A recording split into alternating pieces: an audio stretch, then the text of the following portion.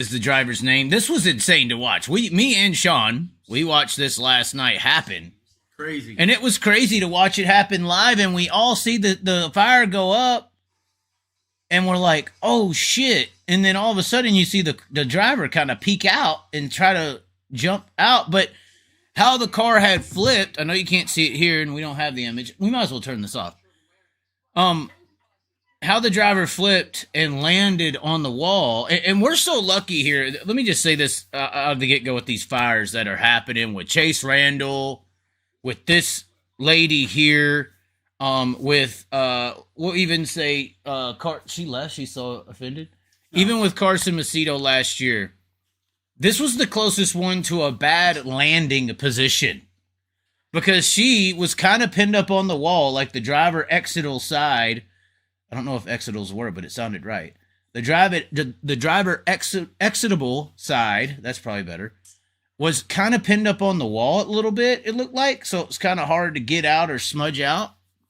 But we're so lucky, and it's hard to say this, we're so lucky in sprint car racing that none of these drivers have landed upside down in these scenarios where, whether it's a fuel line, fuel tank, I believe they said this was a fuel tank puncture that happened right in the wall or something like that. Whether it's Chase Randall in this freak wreck where things fall off or whatever. If any of these cars landed upside down with the driver still pinned in with the latch, that'd be bad.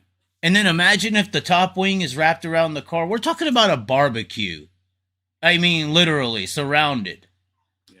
I mean, and these people, especially this one right here, I mean, he couldn't even really, or she couldn't really get assistance. You have the fire safety personnel here were basically in T-shirts using non-methanol-based fire extinguishers, which Kevin Swindell made a good point, made a post. We're gonna bring him up tonight as well. He made a good post saying, why are we only acting like this fire issue with sprint car racing only affects 30-ish drivers on the national scene? There's 500 to 1,000 sprint cars racing every single week across the country on 305 and LS1, all these little levels at tracks that are like this, that don't know what the hell to do. They don't know what the hell to do with a methanol fire. Apparently, they didn't really have the methanol-style extinguishers. They ended up canceling this race because the fire extinguishers ran out because they used everything to halfway put the fire out, and it goes out on its own. I mean, it was a ridiculous situation. A lot of people are pointing towards tail tanks, but I did want to give a little bit of an update. At 3 p.m. today, we can go and refresh the feed here.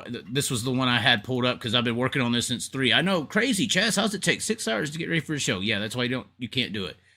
But anyways, at 3 o'clock today, she had her breathing tube removed and was, at that point, breathing well on her own. She has various first and second degree burns on her body that still require treatment. In the meantime, she is resting comfortably at Rogue Valley Hospital with family members.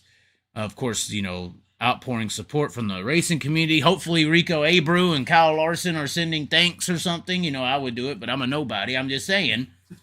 I mean, this is a West Coast deal. I mean, all the outpours should be coming in.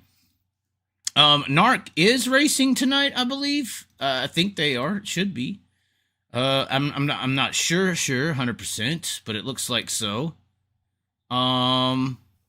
Yeah, an hour ago they posted. Or actually, that was the last update from the scenario. But an hour ago they did post cars unloading at Douglas County Dirt Track for racing action tonight. 23 cars are on hand. So this spurred a lot of debates. This spurred a lot of discussions around the tanks, and that's what me and Kevin Swindell were talking about here. I asked him a question. There was a tank that was circulating around. We're going to get into that with the developer of this tank. I asked him, what is constituting an approved tank? I was like, why can't we use this innovative tank this guy designed? And he said, I think there's approved tanks. Have to look at the rule book. And then I said, well, at this point, what constitutes approved? Approved not to operate safely under duress, like smart ass, me typical. And he's like, no idea, because nobody has a damn answer for some of this stuff. There was a lot of interesting comments in the comment sections of each. I had an issue with the tank design of the sprint car. This is John Horn made some comments. He may be a caller in here tonight. We got a lot of callers. We got one on the line here in a second. We're going to have to call up. He's the first one. He said he's ready now. He's the first one to actually discuss things, and he's the one who developed this tank. We're going to show you what we're talking about here very soon. But John Horn came in here. He's from the late model world. He says he knows nothing about sprint car fuel tanks. I'm a late model person. I know someone who sells these blankets. They're talking about blankets and stuff. My point was, late models have their fuel cells encased by the chassis and body, like layers of chassis components. We have a jank-ass tail tank, which is the impact point of the car. Like when these cars go flipping, like the impact points, what are they? They're the nose of the car, the side of the car, and the damn fuel cell. The fuel cell is an impact point for one of the fastest, most extreme race cars in the world. It's just hilarious. But no one cares. And I said impact point. That is protected by 2 bars that you can hand drill through and mount to surround it, which is the actual back bars. I've actually sliced my finger drilling out some of those bars before to put onto a race car or a sprint car. But the tail tank itself, I said that those bars are somewhat designed to collapse as a form of absorbing the impact, but the tail tank itself is what is absorbing that impact. And then we start talking about the design. This guy comes in here, Andrew Bowman. Obviously, this was the former tire. Let me zoom this in here just a little bit more so y'all can somewhat read along. This was the former tire guy for KKR, for Brad Sweet, championship 5-time. He says, at the end of last year, there was talks at maybe along the lines of having some sort of plate that's at the bottom of the shell, so that because we were talking about the rotors getting really hot. So, we were talking about flammable liquids, and right there next to a titanium rotor that's glowing red. That's not a good combination, you wouldn't think. And he said there should be some kind of shell so that the rotor couldn't go through the bottom. If you get into a wreck, obviously the rotor could probably puncture the shell relatively easily because of how hot it is. But the second issue is that the tabs are just molded into the shell itself. So once there's any sort of impact, they rip right out of the shell. And then when the suspension breaks, it goes right through the shell and bladder. I don't know what's the best answer. I don't know what the best answer is because there's obviously no other place to put the tanks. So only option would be to re-engineer the shells. Sucks because it seems like it's happening more and more these days. I don't want anyone to get hurt or killed, but seems like they are waiting for that scenario to happen till they fix it. And then I came in there, I said, right. I guess they're all waiting for Adele Sr. or someone to die burning alive on camera, which is, it seems like, I guess that's what we're waiting for, before it's mandated.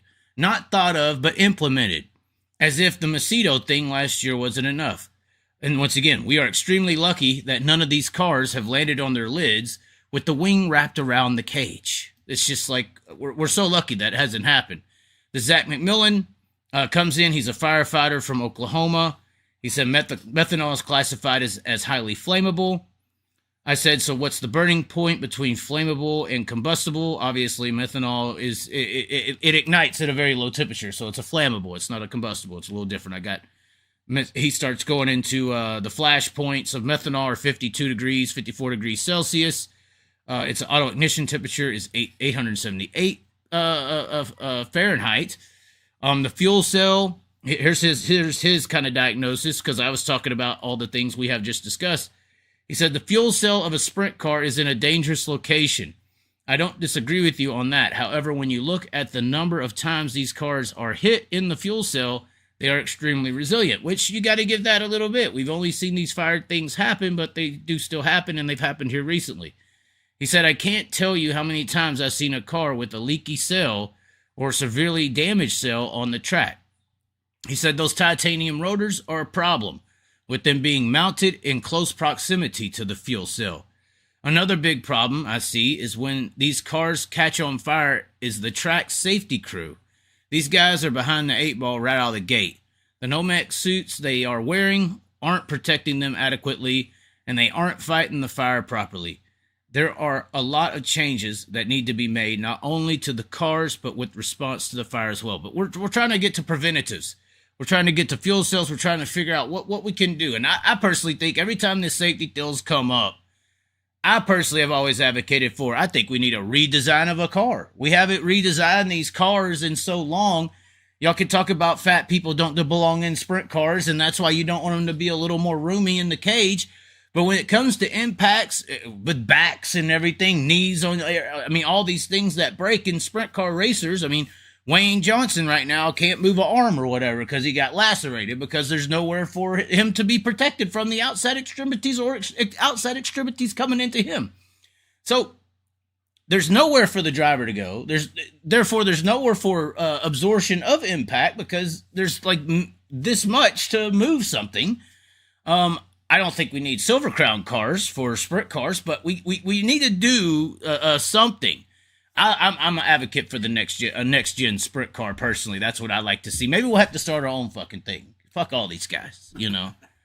Start a new class. That'll be interesting. I bet you'll buy some subscriptions to watch that online. Oh, what's this new class? Make it invite only. We'll make it like the IROC, but for dirt racing or something. Yeah. Yeah, we'll have a 4 link up under that bitch. You know, fucking we'll have the late model guys in there. Yeah, dude, I think I might Dallin Murray would win the championship, guaranteed. But anyways, we do have our first caller. There was several other discussions that occurred throughout this, but we do have the guy who wants to call in on this topic, and he is the designer of these P1 performance fuel cells. And I'm curious to learn more about these fuel cells here. Let's go to the comments. Let's fight the traditionalists that want this sport to be a burn'em. I feel like there's that group of people who want the world to burn. You know, they're in this grandstands, the barbaric little kids.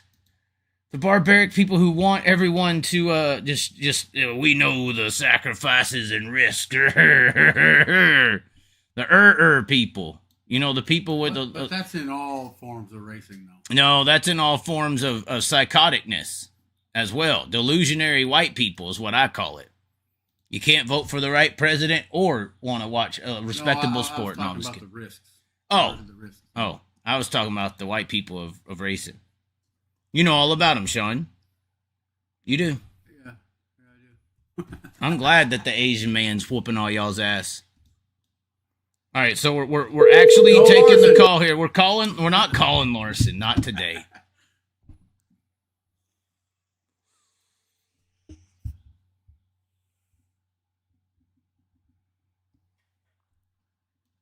Hello, this is Mark. You are on the show. So this is Mark, ladies and gentlemen. We just kind of flashed up. Don't get excited. I said flashed. We're talking about flash points, flashes. But anyway, your name is, and it's a very interesting way to say it. It's Mark Chevalier or something like that? Chevalier. Okay, Mark Chevalier.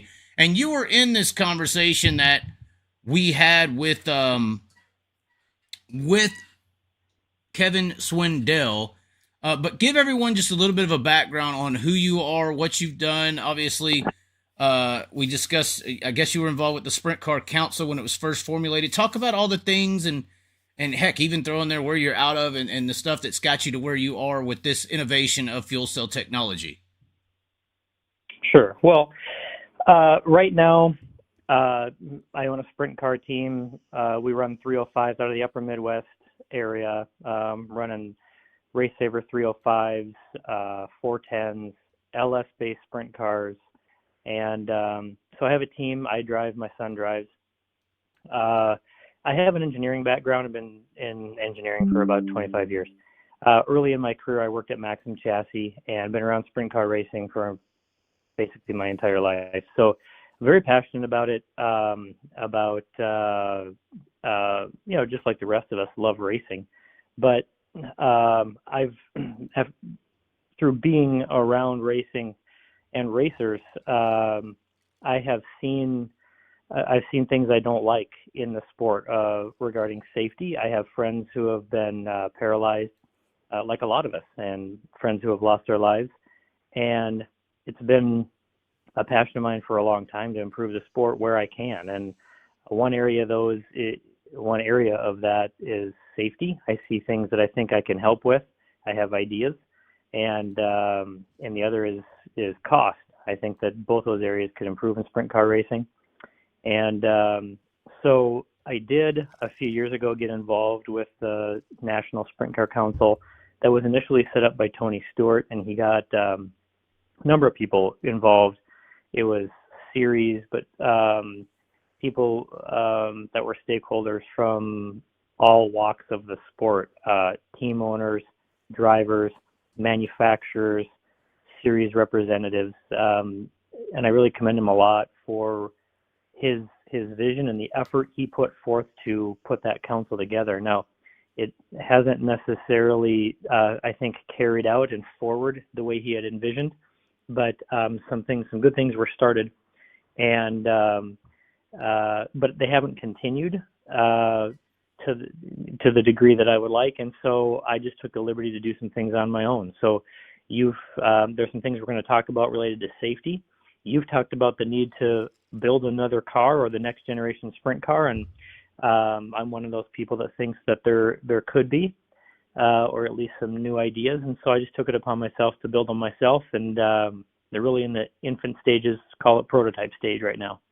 Okay, so obviously we're looking at your tail tank here. Had you developed this tail tank prior to the obviously former Sprint Car Council member, not anymore? How did that become former, and had this been developed while you were there? Well, it became former mainly because the Sprint Car Council in its current state really consists of series representatives, that being technical directors of the World of Outlaws, it was the All-Stars. I don't know if the High Limit's involved at this point, but it's really been reduced to basically series representatives. And so what started as a large group, where at the beginning I had expressed some interest and had some very good discussions within the council. And in the early stages, I was leading the car specification part of that, and we had started working on what potentially could have been the next generation sprint car. And then the industry or the council just took a different direction. And since what I was excited about and thought was good for the sport wasn't gaining traction within the council, I just took it upon myself to do it myself. So basically, it became more of a segmented situation where it was like, let everyone kind of just control their own little satellite deals, and then we'll discuss what we could and cannot do. And I mean, was there any minds left behind that could actually take thoughts into creation? Because that seems to be the issue here in sprint car racing right now. And me being, I mean, I tell people all the time, advocacy is a very powerful tool that sprint car racing and its fans in particular don't use. Maybe they're just, too barbaric. I'm not sure. I call it traditionalists. But it seems like, there's a lot of reactive situations here. There's nothing that's proactive. That's why I was saying earlier, what's it going to take, or we were discussing earlier in the comments, what's it going to take? A Dell Senior type moment? Is Kyle Larson going to have to, have a similar situation happen and land upside down, and then on that, while that's on TV or that happens, then everything has to change? Or are we going to be proactive when we can see those things potentially happening? Because, I mean, you let Larson strap into these cars, or any of these guys that you love right now strap into these cars, how they're designed and how they are made, the potentiality for that to be a reality is on the table. Yeah, I don't think everybody maybe buys into the idea that there are unnecessary risks, and everybody has different risk tolerance. I'm a traditionalist. I love sprint car history, but that doesn't mean that we can't move the sport forward knowing what we know.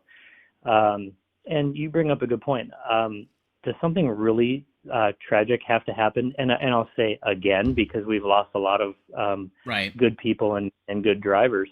And use the analogy that's not racing. Here in Minneapolis, the Interstate 35 W bridge collapsed. And the day after that, the state of Minnesota thought it was a great idea to go inspect all the bridges in the state. Well, why was that not a good idea years prior? Do we have to wait for the tragedy to happen? No, we don't have to. We can use some forethought. So on this topic that seems to be the tail tanks. Obviously, we're looking at yours. Before we get into what yours is and how it operates or its advantages and how it is, what is up with the current tail tank? I think one of the issues with the current tail tank, we got an image of it up right here. I think one of the dumbfounded things that no one cares to change, but I guess it's cool because it's traditional and it's fun, is that it's an impact point for the vehicle. Like, when these cars, these unbelievable monstrosity, fire-breathing literal machines go to wrecking, these extreme wrecks that there was a reaction video I saw of a black guy reacting to sprint cars. Of course, he never seen sprint cars the other day when I watched this video. I could bring it up, but it was a wreck video he reacted to. He said, wow, what are these? They're drifting. Once again, the same react. I think regular people would love this sport if they're exposed to it. But regardless, outside of that, there are these vicious wrecks in sprint cars. They have that reputation for having these insane, eye-catching wrecks. That's kind of one of their, I don't want to say allures. For some fans, they are. We had to deal with one the other day who was in the living room. Not right now, but they love wrecks. That's why they go to sprint car racing. And the unfortunate situation here is that tail tank is an impact point of the wreck itself. So it's in a vulnerable position, and it's at the same time it's pointed as well. So it's almost like, when you clip your foot on the door or something like that, it's the point of your foot that's catching it. And that's the same kind of deal you have here with this tail tank. And like Andrew Bowman talked about, there's only so many clips on these tail tanks to keep them on the car. And then you have the argument that Donnie Schatz thinks they should be able to fly out the car, but then, it's like, well, how do you contain the fuel and then the lines? And so go ahead and break down some of the flaws that you see with the current tail tank. Well, first of all, address the idea that it is an impact point. Now, I think if you ask most sprint car drivers that in the instance when you don't have a fire or a rupture, a rear impact is actually the best impact because the energy is absorbed the best. The softest impact is actually back in the thing in the wall, even if it's at 100 miles an hour. It does absorb energy well. The problem is that there's a number of aspects. The reason this is difficult to solve, there's a number of aspects to consider. So first of all, one of the reasons that the tanks are rupturing now, and we're seeing ruptures like Paul McMahon at Knoxville a couple years ago, when they're full, these ruptures typically happen early in the race when there's no air volume and there's no room to collapse. So really the best case scenario with the current technology would be put a bigger tank on there, put a 33-gallon tank on there, and then fill it to 24 gallons and leave some air volume in there so that there's room to collapse. That would alleviate some of these punctures or ruptures. Probably the biggest problem, I think, with the design of these tanks is that they really are mounted in a very weak manner. They're just threaded inserts molded into a plastic tank, and they're just not strong enough. And there's knowledge that far exceeds that this type of design. We know how to build stronger mounts, but the industry or the sport just hasn't moved past it. So there's keeping the tank on the car, and we could debate, and we probably should, whether that's a good thing or not. And there's actually people on both sides of that fence. Like you said, I know Donnie Schatz says, or at least I've heard him say, I'm okay with the tank leaving the car. I'd say, okay. Might be okay with that as long as the fuel stays contained. But you're implying with the current fittings and plumbing that you're going to break a fitting, which means it's going to be pouring fuel out. And so then at that point, you're just hoping it's not pouring the fuel on you. So I don't think that's a good solution either. I think they should stay on the car. Then there's the puncture resistance. You could put a Nerf bar or a axle, anything through it. You want it to be puncture resistant. And then you've got the fact that the brake rotor is so close to the fuel cell. I'm not the first one to point that out. This is on all the chats. It's true. And so all these things need to be considered. And I think that when you just look at this design, you can see there's a lot to be desired in all these aspects. We can do better. And so really, I thought the only way to really get my ideas out there and make any progress is just to make an attempt to do it on my own. So I put some thought to it and built some. Well, and another thing I was thinking about here when I'm just looking at it, would there not be some kind of way to put some style of a firewall or protective, because the other sad part about this is not only is the tail tank, the fuel cell right there on the impact point of the car, but sitting directly in front of it, like within a pinky's length, I mean, is the driver in the compartment, and it's just completely exposed. That's true too. Anytime you put a barrier in place, you have to realize that the barrier may perform how you want, meaning to create the barrier in the direction you want, but it also, if you're sitting in the wrong direction, could also create a barrier to stop fluid from leaving the driver compartment. Maybe I would cite the Doug Wolfgang scenario. It would have been nice to not have that belly pan in his fire situation so that the oil didn't pool. So you have to think about the unintended consequences, but it's a good idea. If you look at my design, which you probably will, you'll see that I did create a bit of a barrier so that fuel can't flow directly from the top plate. Don't know that angle, you can't really see it, but there is a bit of a barrier. Yeah. Yep, there's a bit of a barrier there, and then the window on the side of the tank is so that if you have any leakage or the car's on the side, it'll drain down the side.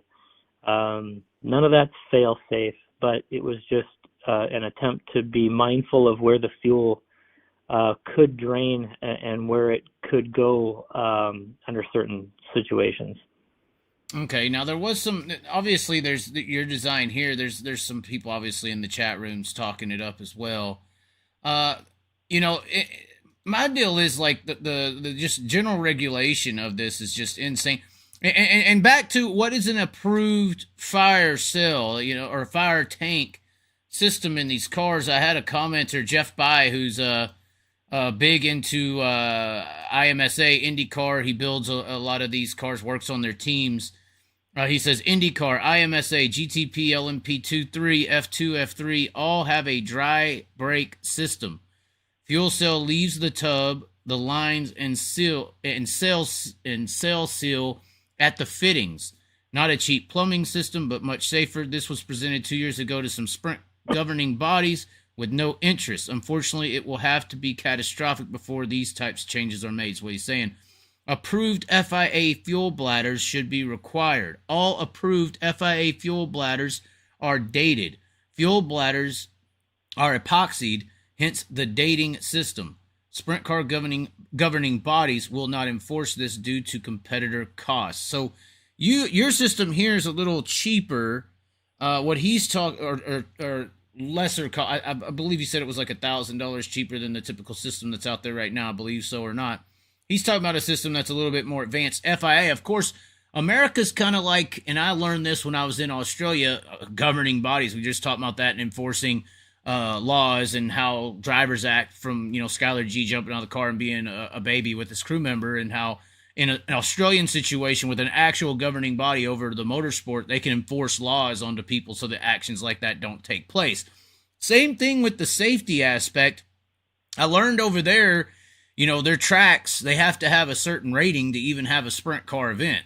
They have to have a certain fence line. I mean, they got some tracks, the exteriors aren't that great, but the actual track facility, their fences, safety implications have to be like a certain way.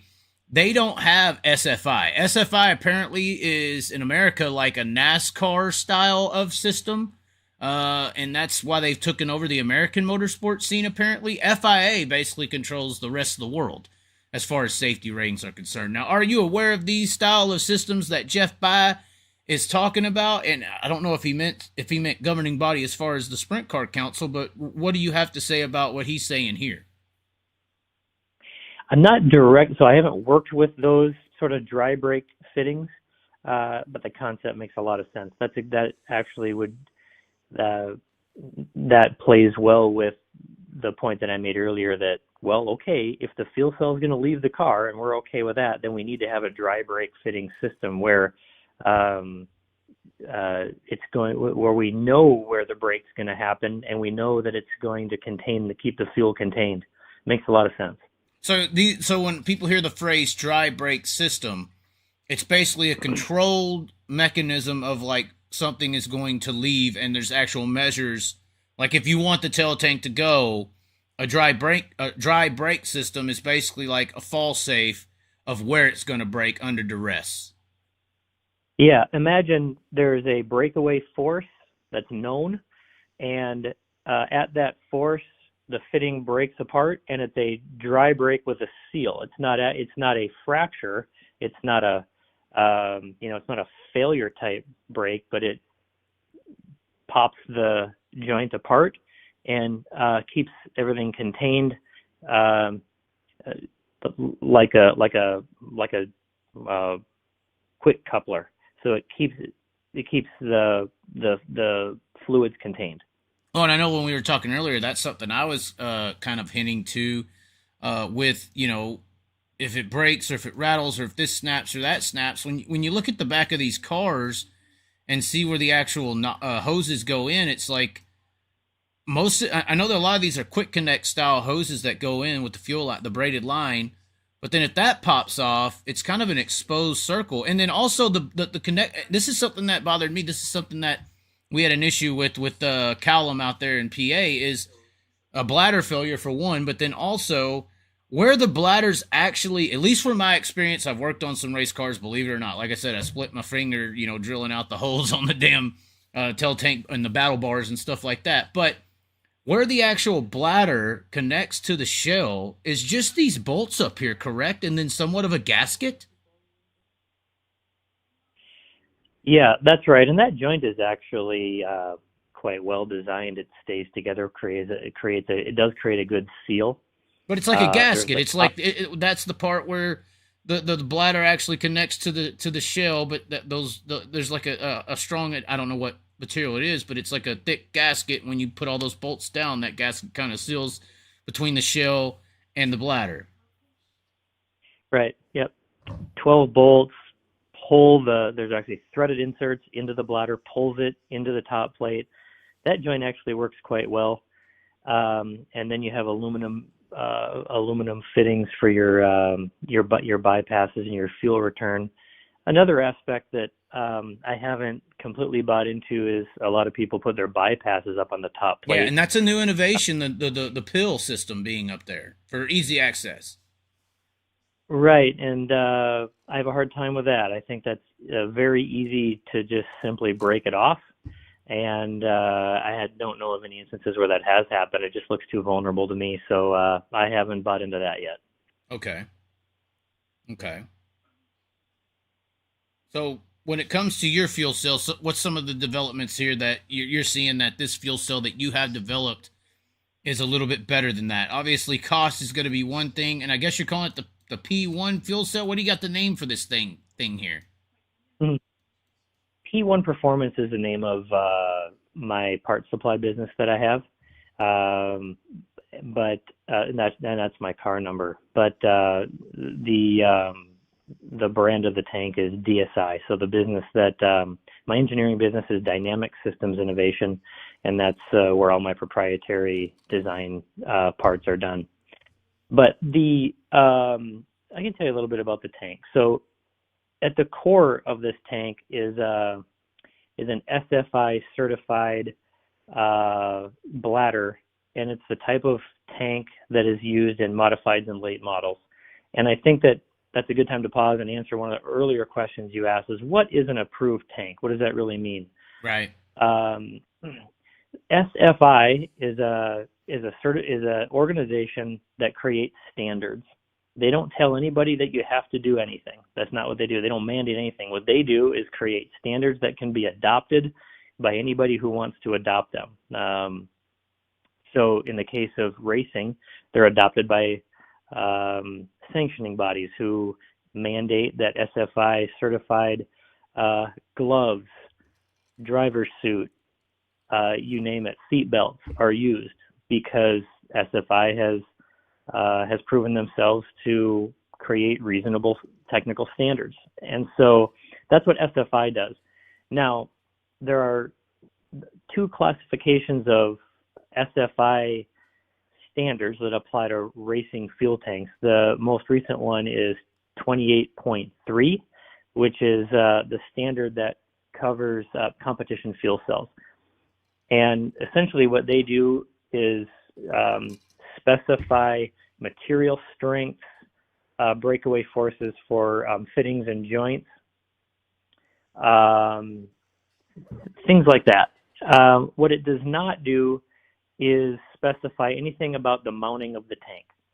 And so, again, the standards cover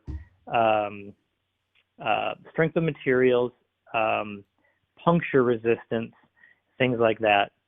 Does not address mounting to the vehicle, and that's one thing where I think the sprint car industry could use some help. So if we go back to my tank, I started with an SFI 28.3 certified cell from FeelSafe. They've been great to work with, by the way. They are very much aware of the project and have been very good supporters. And that's the main supplier of the late model industry is FeelSafe fuel cells. I don't know if they're the main one. One of them. They do a. Okay. Yeah, they've been great. No, another thing to note is that they have exited the sprint car fuel cell business, and what they've cited to me anyway is that they cannot make the neoprene bladders cost effectively, and just decided to exit the business. Okay. So I don't think it's because they wanted to be out of the business. They just felt like it's getting too expensive, and the cost and price pressure is too much, and so we're out. So, but they've been good collaborators on this project. So it starts with a rectangular fuel cell, and there are molded in channels into the cell. And so what locks into those channels that are molded in are the aluminum bar structure that you can see sticking out that make the mounting points to the chassis. And then it's wrapped in an aluminum shell and enclosed and essentially screwed together. So what it's meant to do is the one thing that most people hate when they see this is the design. They want this teardrop look, and it still is a part of the impact point of the car. It still is in that range or area, which back in my opinion goes back to the design of the sprint cars flawed, as far as safety is concerned.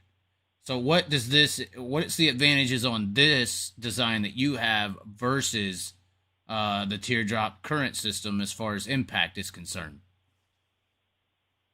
As far as impact is concerned, so first of all, it will be far more puncture resistant, in that it is SFI 28.3 certified, and it meets the puncture resistant requirement. And that's before the aluminum shell goes on it. So we add the shell, so the puncture resistance. But the mounting to the chassis is much stronger with the aluminum bar structure. So it's intended to be much stronger so that it doesn't rip off the car. And then the other thing is that you can see in this particular case, there's a lot more room. So the brake rotor, if the suspension breaks and the suspension collapses, unlike current sprint car fuel cells, the brake rotor is not going to thaw into the tank. It's not going to, because of the position. What you're looking at there is the 25-gallon version, purely rectangular. I think I also sent you some photos of the midget version, which is more L-shaped, and that's just another way to do it. But still, even that one has more room. There you go. Even that one has more room between the axle and the overhanging area. Okay. And obviously the L shape looks a little more common for the midget world because of the Swindell tank that they came out with that they made very famous. Right.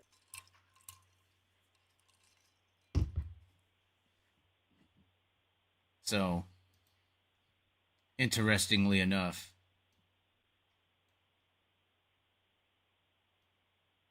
Yeah, so that's the idea. The idea is to start with a tank that's more puncture resistant, less likely to be sawed into by the brake rotor, and much stronger mounted to the frame. And so these current tanks, they have no technical rating there. There is no such thing as an approved sprint car tank for safety. Yeah, let's get back to that. Yeah, let's get back to that. Is that like I told you, is this cell is SFI certified. To my knowledge, you cannot find a sprint car tank on the market that is SFI 28.3 certified because it does not meet the requirements. So then what is it? So it's an outlaw tank, literally. It's just this is good enough, so we use it. Well, I think it started with the industry had what they had.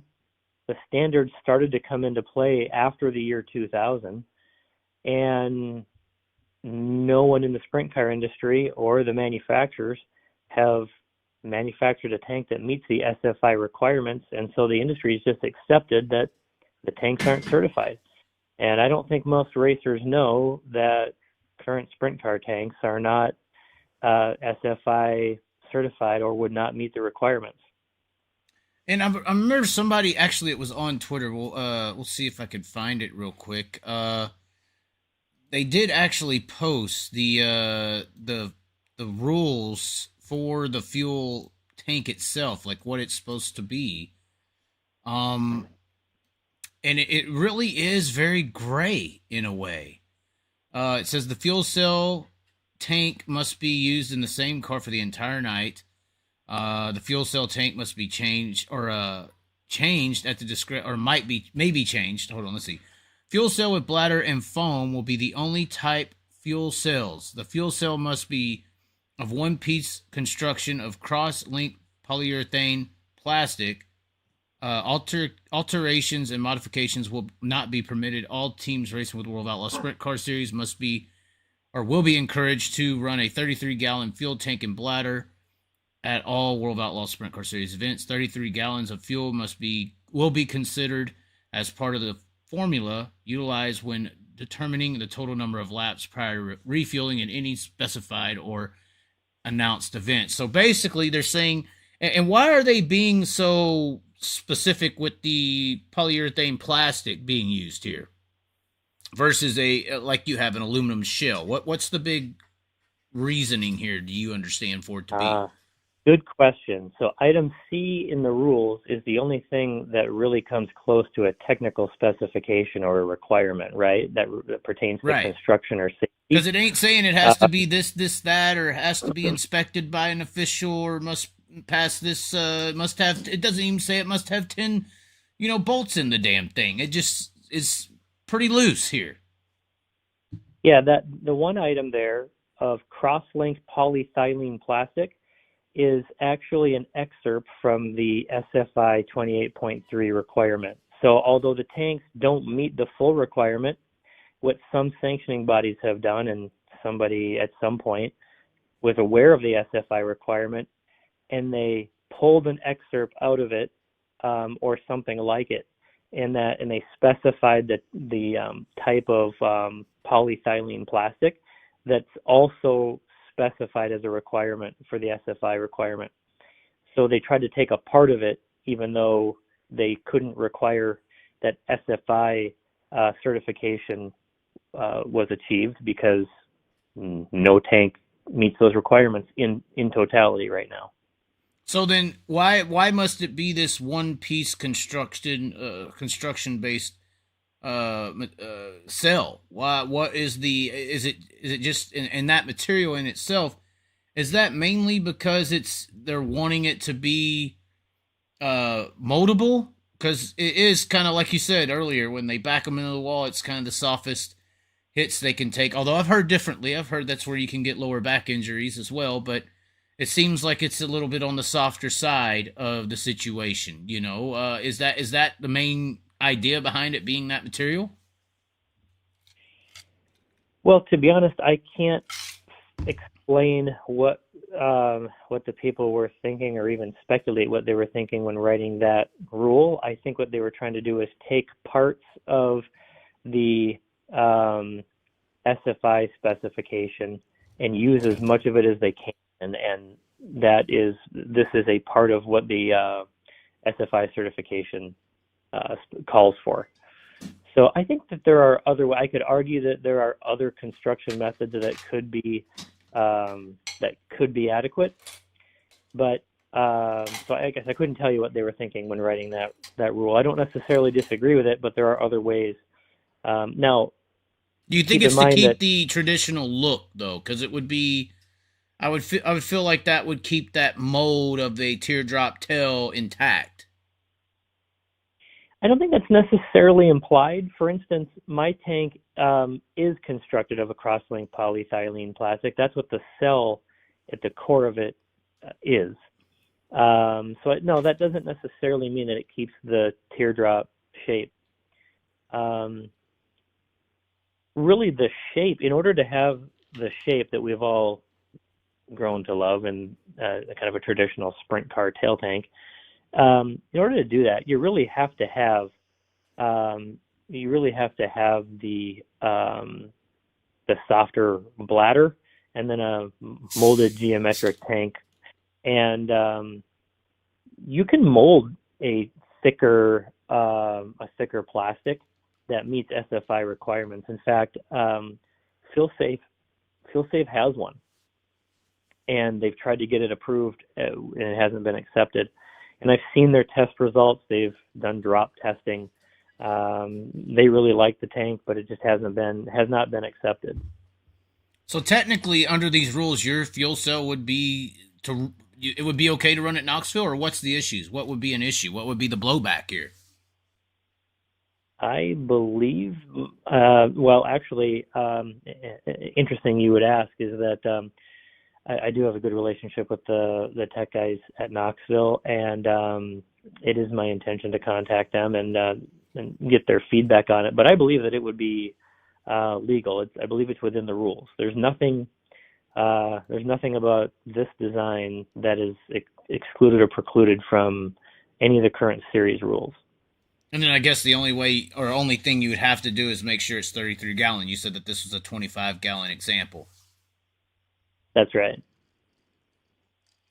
I also heard people say, I guess you were the one that said it earlier, if they would put the big giant tail tanks back on, that you would have room.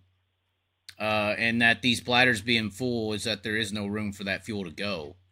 Or where for that fuel to go. Regardless, it's just interesting. What are some other things that this Sprint Car Council kind of bounced around? Obviously, I think that the driver needs more room. I think there's room for a next-gen sprint car design. I mean, are we really going to wait for somebody important to pass away, in a situation? We already broke Alex Bowman's back. I mean, we already lost a few drivers, as mentioned. Kevin Swindell's in a wheelchair because of lack of places to go, I think, personally. When is it going to be enough is enough? Are we really just fighting traditionalism / barbaric ideologies? I think to some degree there is some resistance to change, but I don't think that resistance comes from the people that are making decisions. Frankly, what I see, I've had good discussions with the officials, with the World of Outlaws, some of the major tracks in our areas. They actually are open-minded. You just have to realize that they do need to be mindful and thoughtful about adopting something new, because you can create new problems by solving one problem, right? And they need to be aware of that. But I've seen them being very open-minded. I think that someone just has to take the lead and bring some better ideas to the table. And there are people who are doing that all over the place, but I've been doing this and around the sport for over 25 years. My time working at Maxim, I've seen a lot and learned a lot, and I figured the time is now, and so I started doing some things just on my own. Are we fighting traditionalism? Yeah, a little bit. I mean, if someone looks at this tank and says, that's not a sprint car tank, it's ugly. Yeah, maybe, but it solves a lot of problems. And when it's safer, stronger, and 2/3 the cost of what the current tanks are. I think that's beautiful to me. Some people are curious on how does a brake rotor saw into a tank? Well, what happens if there's a suspension failure? Let's say you break a shock, then the car drops down, and it just saws right through the shell of the tank. I've seen it, and I've seen a number of instances. I think Mark Dobmeyer had a fire at Cedar Lake Speedway a few years ago. I've seen a few instances of that. And that instance there with Mark Dobmeyer is what happened. That's kind of how that occurred. I believe so. I wasn't there that day, but that's from accounts I've heard. That's what happened. Look, if you walk the pits, I'll ask anybody, walk the pits and stick your head underneath a tail tank. My guess is 20 to 30% of them will have some marks from contact from the suspension of the brake rotor at some point in time. And obviously these things are glowing. These things are glowing. They're not, I mean, that's one of the most visual, especially for the high performers. And I think that Kevin Swindell's biggest point here that he made so far was that these safety improvements or ideas we're talking about or thinking about. This isn't for the David Gravels technically. This isn't for the Knoxville Weekly or racers with the best safety innovations in the world as far as people on the track and staff and fire safety. This is for the 500 to 1,000 drivers. The guy running a 305 in Carolina and some Nowheresville track, or the guy running at Southern Oregon where they have to call 911 to get an ambulance. These types of things are more so for everybody who straps into these cars. Very true. Very true. Look, if the best place you can crash, of course, it's been said before, is Knoxville, Huset's, places that have very good safety crews who know sprint cars and know methanol, know how to get a driver out. You're fortunate if your bad wreck happens there, but like to Kevin's point, there are hundreds and thousands of drivers that strap into sprint cars across the country. They go to small tracks. The safety crew is not trained, don't know how to get a sprint car driver out, may not know how to fight a methanol fire. They're not equipped. Got maybe best cases, you got one guy in the infield with shorts and a fire extinguisher in some cases. And I even know some tracks that race that think it's okay that an ambulance is a few miles away and they can call them on a phone. If you can believe that happens. Right. And those are the people that that need improvements the most. And I think you even brought it up. Look, we can address this in many ways. We can address problems of especially around fire. How do we extinguish the fire? Well, that's one thing, but I'd rather prevent it in the first place. That's probably the best place to put our effort. Right, and well, sprint car racing's leading the charge on this. I dealt with the late model world a lot here recently, and they were talking about how dangerous those things are. I'm like, when somebody, no disrespect, it's probably happened, but when on a frequency amount, the open wheel cars are where people are getting injured across motorsports, maybe more than the guys who race on the side of a mountain. This is one of the most dangerous race cars in the world, these sprint cars. So, and that's one thing, once again, I hate to bring up Australia, but that's the benefits of a governing body, and I believe over there, safety kind of leaded the charge. Obviously, there's insurance over there, legitimate insurance, but, and not saying there's not legitimate insurance here, but as far as overall, there's certain requirements that facilities and places have to host certain forms of motorsport. And I think that's a really big advantage. I'm not saying that this safety deal is going to lead that charge, but it does come, I think it comes down to manufacturers and people willing to see the investment into life, and sometimes I think in this crazy, wild sprint car, Wild West world, we enjoy how that insanity, craziness to a fault. I do think that there's too many fans cheering for the Lions to eat the Christians in some way. Well, There is an aspect of that, but that's the entertainment portion of what we do. And but those of us involved in the sport, we don't have to subscribe to that. We don't have to love the look. There will always be enough danger. I don't think there's no risk of not enough danger. It'll always be intriguing, but we don't have to take unnecessary risks. Well, don't you think that's halfway the pushback is people always are like, well, it's dangerous. They signed up for it. This is something that you see in the comment sections as well. I could pull those up the last 2 days. Sure there is. And maybe that's one reason why progress isn't made. But in my view, when we know better, we should do better. Look, I love sprint car racing. I do sign up and accept a lot of the risk. I mean, I accept all the risk. I do it. I love it. But I don't like seeing good people, good drivers getting unnecessarily injured just because it's not necessary, because we can do better. Now, there's a few other areas that you asked, I think, earlier. What other areas has the council or did they start to address? We started to address a number of things. Fuel cells was one. We were addressing safety, cost. But in terms of safety, there's a few things that whether the council was paying attention to it or I've paid attention, or it's something that I identified. Tanks are one area of fire, a source of fire, but also you just have to acknowledge we've all accepted that the fuel pumps are between the driver's legs, and what that means, and then the bypass systems are all within the cockpit area as well. So if you've ever walked around a sprint car, you count the number of fittings that are under pressure, under fuel pressure, it's around a dozen. And every single one of those is a potential leak point, right? And by the way, when the fitting comes off, it doesn't just leak, it sprays fuel. So one of the things that I've done with my cars is I'd love to remove the fuel pump from the cockpit area. I haven't done that yet.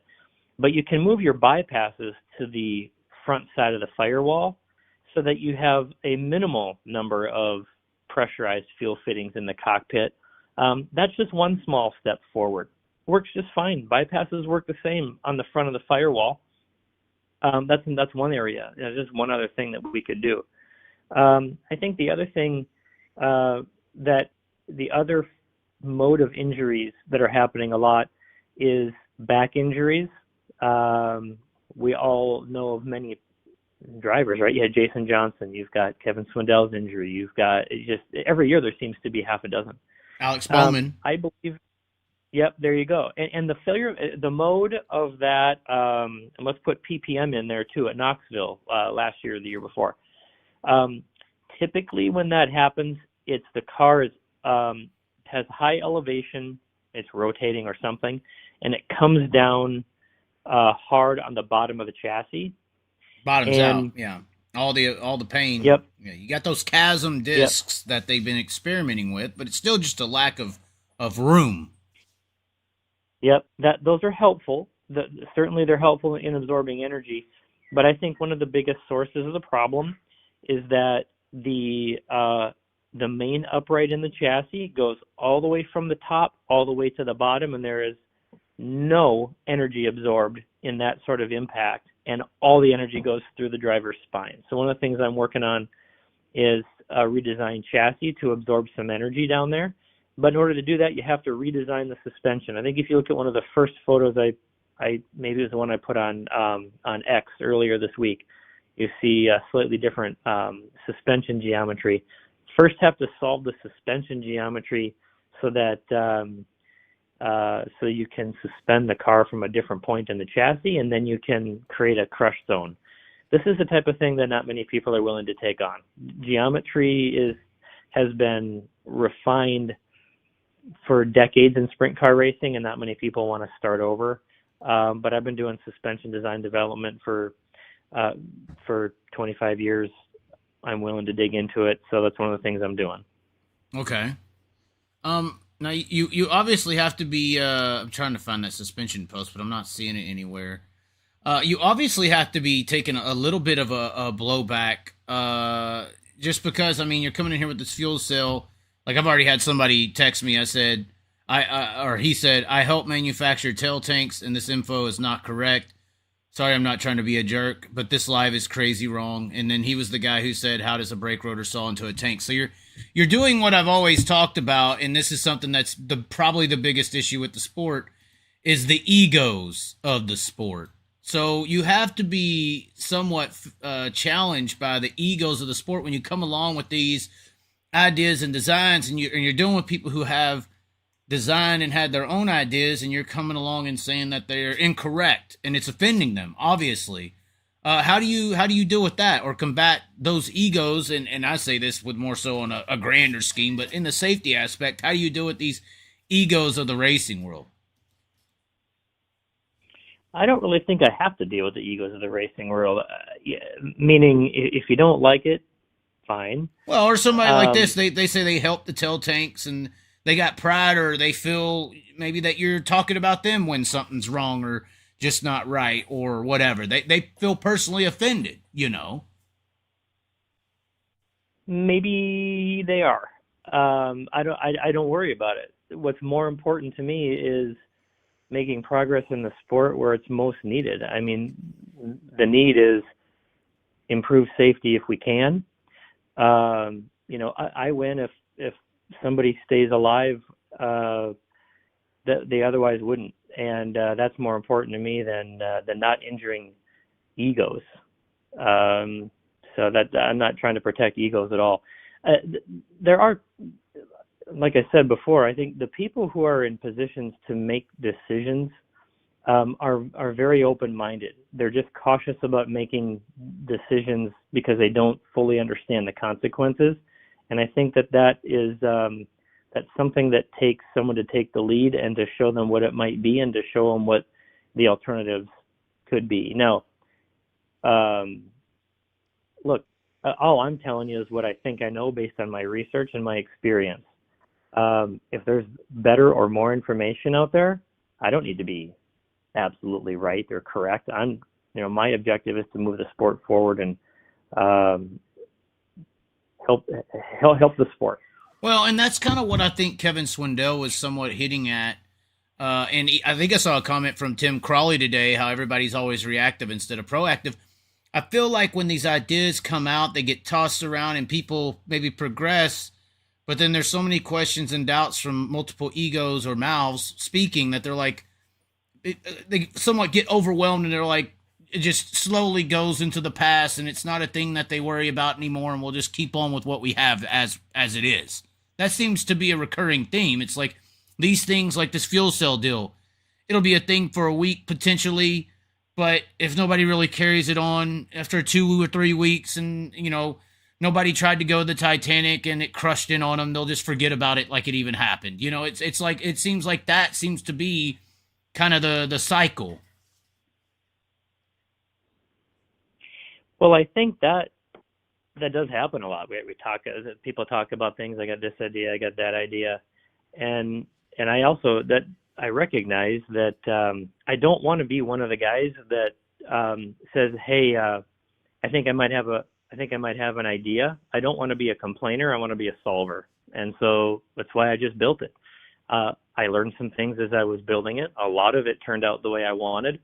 I think it can still be improved further. I think that it could be designed to have a number of different aesthetic looks, and I think that we should have the debate about is this or an aspect like this or parts of it part of a solution that should be adopted. And by adopted, that doesn't necessarily mean that it's mandated. It can be a choice for people. Maybe the first step forward is to ensure that it's a choice available to people. And I think like it sounds like you could still utilize. It just made me think of this idea. It sounds like you could still utilize that dry brake system. How hard would that be to be implemented, even on the tanks of today? Yeah, I think probably pretty easy. That would be a good step forward with current tanks. It certainly wouldn't hurt. Now, I'm not exactly sure. I mean, you've got me thinking. So I'll be looking at that in the next few days. How available are they? Are the fittings the right size? Even to the point that you got to make sure that things are made for methanol, because even the seal materials, sometimes the methanol breaks them down. Got to make sure that those are available, but that's easily solvable. Okay. Well, I guess that's about it. I guess that's all you could say. I guess I do feel like egos are on the line here. I mean, say somebody comes out with a new sprint car that's so much better. What about these guys who have spent years developing them? All of a sudden they're going to be hurt. They're going to be mad. I'm sure when NASCAR went from their twisted sister chassis to, the COT, that all the people who were making a living on building those chassis were extremely upset. I don't necessarily think we could corporatize that. I mean, you could set new measurements that they have to build these cars based on. Like, you got to have a certain length or a certain width to your chassis, and you just got to be in this new kind of mold, and maybe the older chassis are used more on a regional basis, and the newer chassis, the new design is on a national sign or something like that. I think that there's a lot of integration, but I think people are afraid of change. That's why I call it traditionalism. Well, I'll tell you one aspect that was discussed within the council when we were talking about the potential of a next generation or a grouping of new rule changes, is that it was acknowledged that maybe solving a problem technically is well within our grasp, but we have to be very careful about how change is implemented, because there can be a lot of detrimental effects of trying to force change too quickly. It can be costly, and so those things all need to be considered. And I think that's what's on people's minds. Again, and within the sanctioning bodies and the people making decisions, number one, there has to be a strong, compelling reason to adopt a change or mandate a change. And then secondly, they have to mandate the implementation, or manage the implementation is what I meant. So that it's not too overly disruptive or too costly, or brings in unintended consequences. And I think that's what's on their mind. Okay. Well, I want to say thanks for calling in. It sounds like it's interesting. I'm interested in this fuel cell. I'm not sure why people can't start utilizing it if they choose to. It could be a choice. Everybody's going to always say, oh, you can't implement it, you can't government, you can't force, because we're in this weird panic culture where they're freaking out about submarines in Florida when they've done this every 4 years, even under Trump. Like, it's not no big deal. They've done this all the time. But we're in a panic culture, I feel like, in today, well, at least the white community. But it seems like, let it be a choice. If somebody wants to run this style of tank, let them run it. If they want to risk their lives or whatever, or suffer the potential similar consequences of a impact going wrong and the tail tank comes off and you have a similar situation as the ones we've seen, let them run it too. But I think the option of choice that America and freedom and humanity should always have should be on the table. Well, that's my point. Let's start by letting it be a choice. And actually, it is a choice. There's no sprint car sanctioning body right now that I'm aware of that would not allow this. It conforms to all the rules to the best of my knowledge. And, I can build it for a racer for under $1,400. So you could give a 33-gallon. We could have this at the Houston High Bank Nationals on the car for $3,300 for how much you're saying? 33-gallon. That's the specification. How much? Well, the problem is I don't have a 33-gallon solution right now, right? This one. Oh, that's bad. We got solutions, but we ain't got one. No, I'm just playing.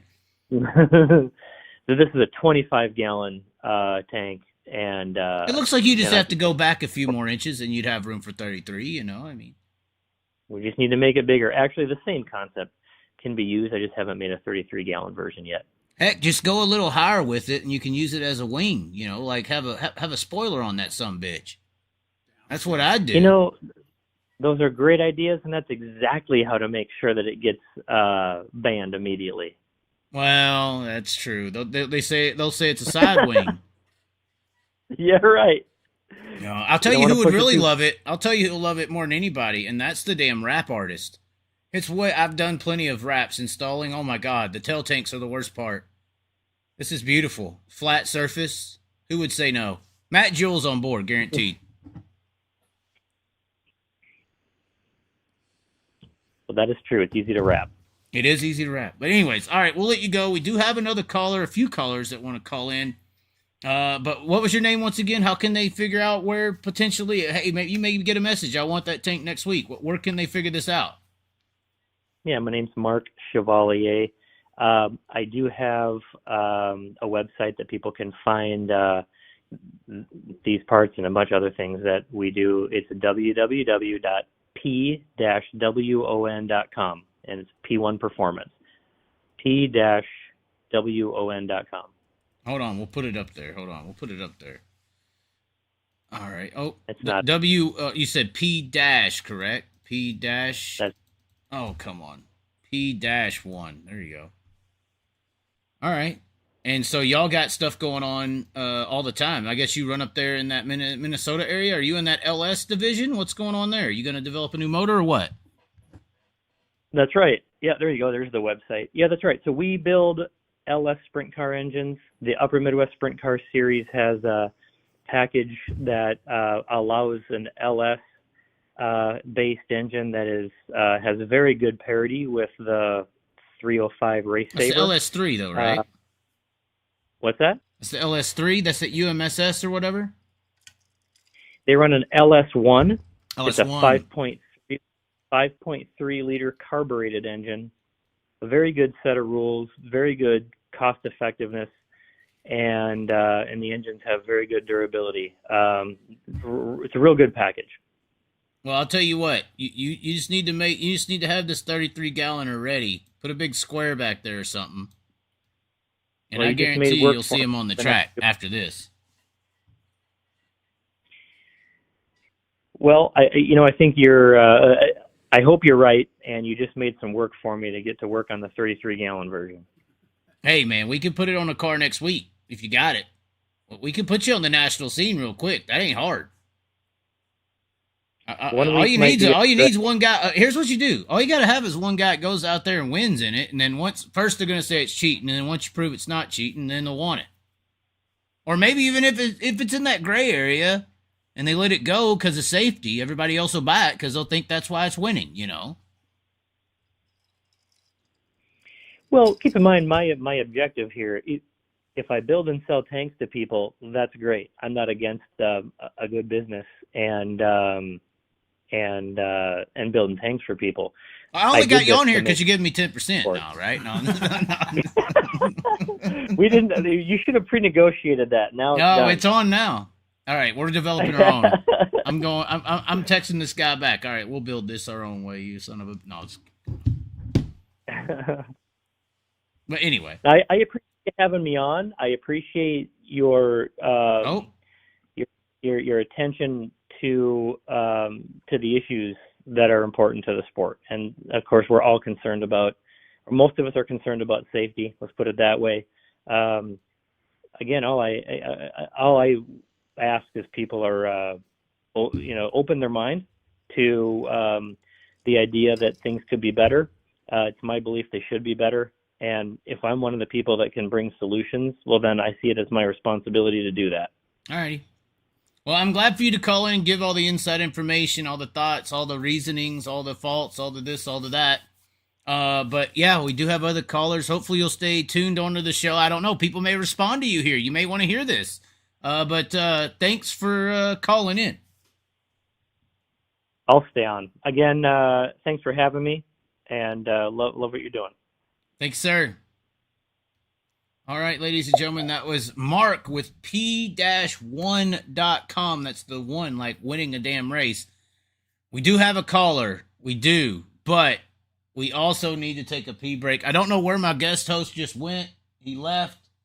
Maybe he had to pee break too. We'll put the chat up on the screen, but we do have responses coming. People are responding here. Your chats are live on the screen. I do want to give a big shout out though. I saw somebody join. Ryan H. joined Pitching the Hit. There is a membership button below. I believe there's 4 or 5 levels now, but Ryan H., that's how you get your name up here on the top right of the screen. joining the channel memberships. But we'll put this up here. We got a caller coming in right the hell now. Yes, the Chaz 10% off on these tanks. It's happening. We're going to have a P1 shirt. Every second matters, by the way. This is the Knoxville Carson Macedo wreck.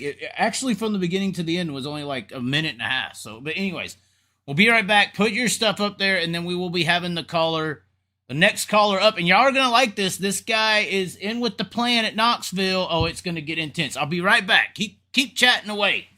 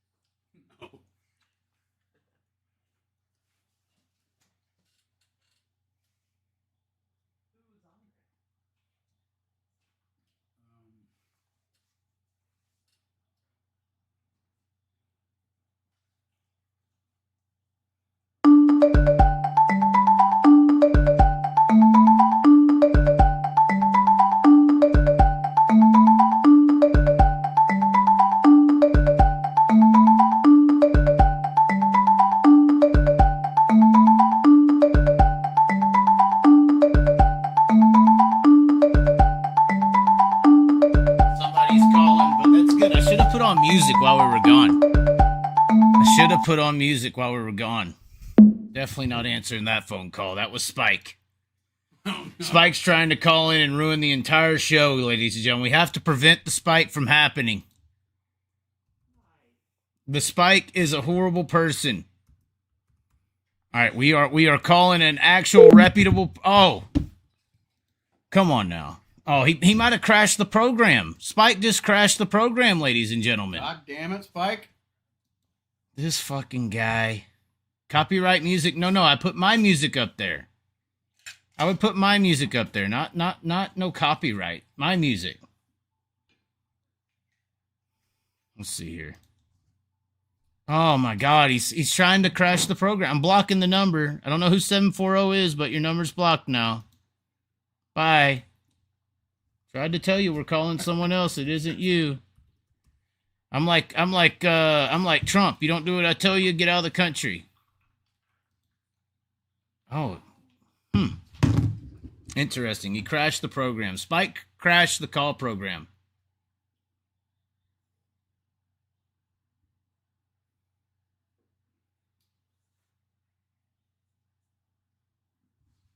Yeah, you're blocked 740. Keep calling. All right, there we go.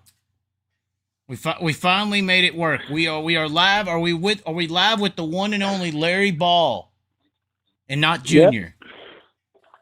Yep. Okay, so have you watched any of this so far? What's? Yeah, I've watched the whole thing. Okay. And with all due respect to your original caller, I saw nothing about engineering about that whole tail, right? Okay. I mean, I started, racing sprint cars back in the 80s. We ran big tanks back then. Right. And back in the day, we had no issues with bladders.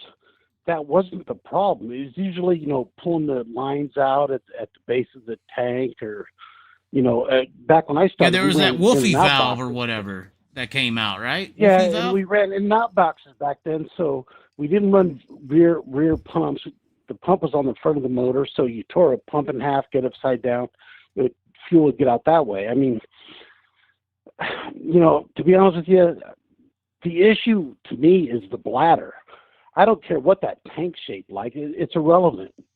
The fact that he had this little neat little square or triangle, that's irrelevant. The issue is the tank, the bladder. So I have to wonder is, because of weight, did guys go to a thinner bladder because there's no regulation? Because back in the day, you didn't break a bladder. It didn't happen.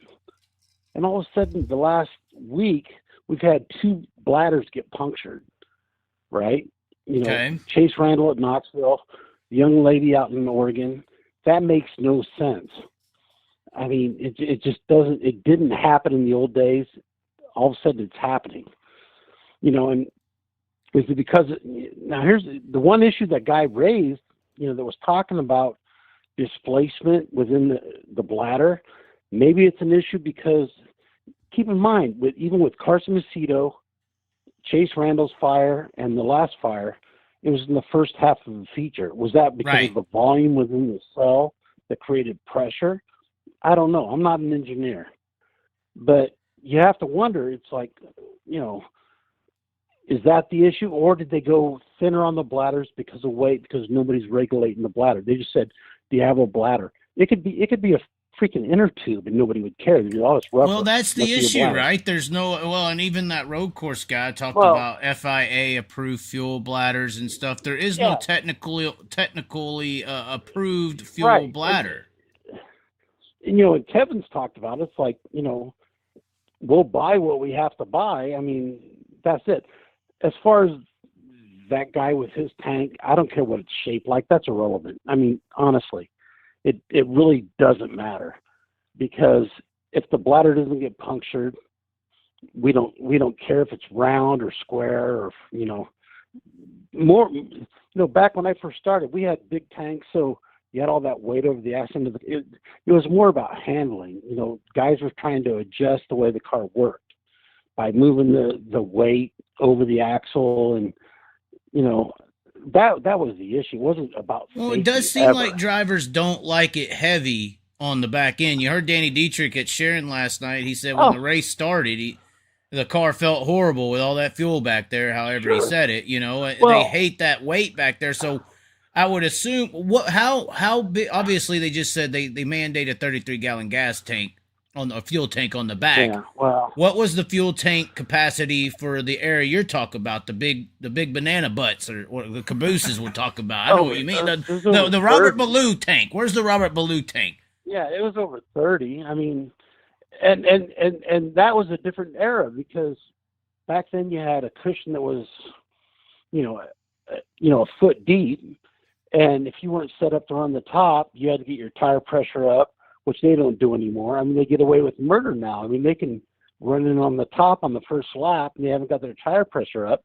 It used to be, if you weren't set up to run up there, you couldn't do that. I mean, you had to, give it a lap, get your tire pressure up, and then go to the top.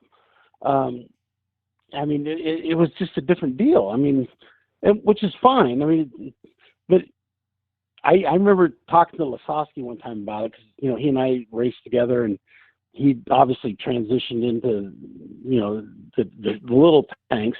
We were talking about the difference. Like, oh, that's a lot of weight over the ass into the car. Well, I used to always joke with it. It's like, well, those Champ Car guys must be the best drivers in the world, because they had like 75 gallons over the ass end. Right. I mean, but you would watch them, and you'd watch the guys run those 100 lappers, and that fuel cell would get lighter and lighter and lighter, and also they'd go to the top. I mean, it was just. Well, and that probably added more strategy to the race as well. That probably made it more exciting for the fan. I made this point a couple weeks ago when somebody brought out Outlaws and their format and High Limit and their format. And I was like, the problem with the sport with Outlaws when they changed their format was they started listening to the car owners and the drivers when the sport went to shit, and you only had about 8 or 10 cars on the national scene. So they listened to what these car owners and drivers and everybody, we just want to unload and load up and go home and collect a check. It wasn't about the fans. It wasn't about everyone else. It was about appeasing car owners and drivers and making them feel comfortable. Same thing with the High Limit format. Right. They only did it differently than the Outlaws because they're trying to attract owners to come and do it. That's why they got the charter system as well, you know? Yeah. Yeah, I mean, you're right. I mean, for me watching, when they started bringing the skid loader out to knock the edge off the cushion, oh, big I was mistake. like, you got to be kidding me, right?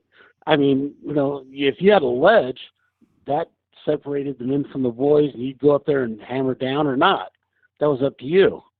But, when everybody got so used to being, hammered down, locked down, I mean, that was the deal. Well, so you're an old school guy. I mean, this guy's tank, it sounds like he's got it built very well. It's very bulletproof-ish. It sounds like, could be not. Sounds like there's a lot of things going in here that is innovative. you're old school. How do you feel about, potentially sprint car racing developing something just new overall? I do think there's a lack of room in the cars. There's nowhere for these wrecks or anything to go. They're packed in there as much as they can. I mean, are we just going to sit in the same old horse shit or the rest of the world's time? I mean, what are we going to do here? Well, you make a valid point. I mean, because when I go back to when I raced, we didn't have the seats they have now, right? We had a support on the right side. You even have headrest. Open to the top and left. Yeah, no, I never had a seat that went above my shoulder. Yeah, Steve Kinser right? Steve Kinser's neck could lift a fucking mountain off the top. I mean, imagine how much neck muscle you had to have to hold yourself up in those cars. So, like with the young lady last night, she got pinned up against the fence, couldn't get out. Part of that was because she was next to the wall, and you have to think it was probably because of the seat too, right? She couldn't come straight up out. Yeah. She had to. The new seats they cocoon you. Yeah. I mean that's probably a factor, and but at the same time, the seats are great, right? I mean, everybody's braver than Dick Tracy because of those seats now. Right. It's like your mom hugging you. Well, I think that these drivers are the safety of these cars, and this would be my point in a way to this new sprint car design potentially, is that the sprint car hasn't got any safer. The seats have. That's about it. The seats, the helmets, the fire suits. Exactly. No, you're That's right. the only thing that's got safer in these cars from back in your day to today's world, technically. Look, I never had a Hans device. I had helmet restraints under my arms and clipped to the side of my helmets, and we'd put one on each side, and that was it. You didn't have the neck foam either? Well, I had but you get upside down, it'd fall off on the first time over. I mean, it was on the floorboard. Okay. I mean, it didn't ride it out. Yeah, but we had the cutout. The big advancement early on was the cutouts on the Simpson and the Bell helmets, so you wouldn't break your collarbones. When your helmet went over to the side, that was a big deal. I was like, all right, great. But as far as getting back to the fuel cells, I mean, something's wrong with these cells. I mean, forget about everything else. Is the bladders, are they thinner because of weight? And I don't know. I mean, and maybe Kevin might know, or some of these other guys that are still doing it, but I have to wonder, did they thin them out to save weight? When weight was an issue, when they went to the weight rule, because back when it didn't matter, who knows, did they change it? Did they start saying, well, let's run a thin bladder? Right, when they started cracking down on weight and how thick the bars have to be, well... Yeah. Makes sense. I mean, because, our old bladders, they were thicker. They were like a tire. I mean, they were thick. I mean, you just didn't, have to worry about it that much. All of a sudden, you're punching stuff through the bladders. That never really happened. What used to happen was you would pull the lines out of the bottom of the bladder. That was a problem. Or, the top of the bladder. And they addressed that. But as far as the bladder itself failing, that wasn't an issue. Right. And you're thinking it's because there was a decent or adequate amount of space between the shell and the bladder. Well, I don't know if it's that or if the bladders just got thinner to save weight. Either or, pretty much. Yeah. I mean, that could be. And it could be both. I'm not an engineer. Is it because of, the smaller tanks with the volume being lesser or more at the time that it gets hit? I don't know that, I don't know. I can't answer that. Right. Well, if there was what do you think if there was a new sprint car, what do you think it should be? See, like right now, what's the long rail? The 88? 88 inches is the 88? Yeah. I mean, I don't have a problem with that. You know what? Look, I mean, if I had to give cockpit room, you got to go to longer and you got to go wider. So you'd have to go to 94. Yeah. I would go back to, the old big tanks if I had my druthers, but, we're past that. Those days are long gone. Right. Because or it'd have to be it's Band-Aided. all about, yeah. I mean, it's it's just different now. I mean, that's all there is to it. I mean, Yeah. even with the wing packages, the shock packages, I mean, they race different now than they did, 15 years ago. The way they run the top, and it's just a different deal. I mean, if the cushion's heavy, they want to stay away from it or bring out a skid loader and knock it down. It's not the same anymore. Mm. And that's okay. I mean, it is what it is, because it's the same for everybody, but it's just not the same as it used to be. Right. Okay. But as far as the fuel cell deal, I don't know that the shape of that fuel cell matters. I mean, it's about the bladder. That's where the leak is. It's not. Well, it's not and then you're connecting your connectors and stuff. That matters as well, I would think. But well, yeah, that absolutely. But again, whether it's square, because arguably a flat, tail is more susceptible to punctures than a rounded one that could deflect. I mean, that's pretty basic. So, well, I still say that the crazy part is that it's an impact point of the vehicles where the bomb's located. Well, yeah. But it's been that way since the 50s or even before that. I mean, you had the same tail.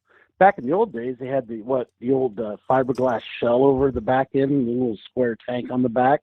Right. That just hung behind the seat. I get what you're saying, but we had the same rear bumper. Arguably, why is anybody saying maybe we need to change the rear bumper? I mean, nobody would want that because it affects the aesthetics of the classic sprint car. Right. And that's part of the thing is people want it to look like a sprint car.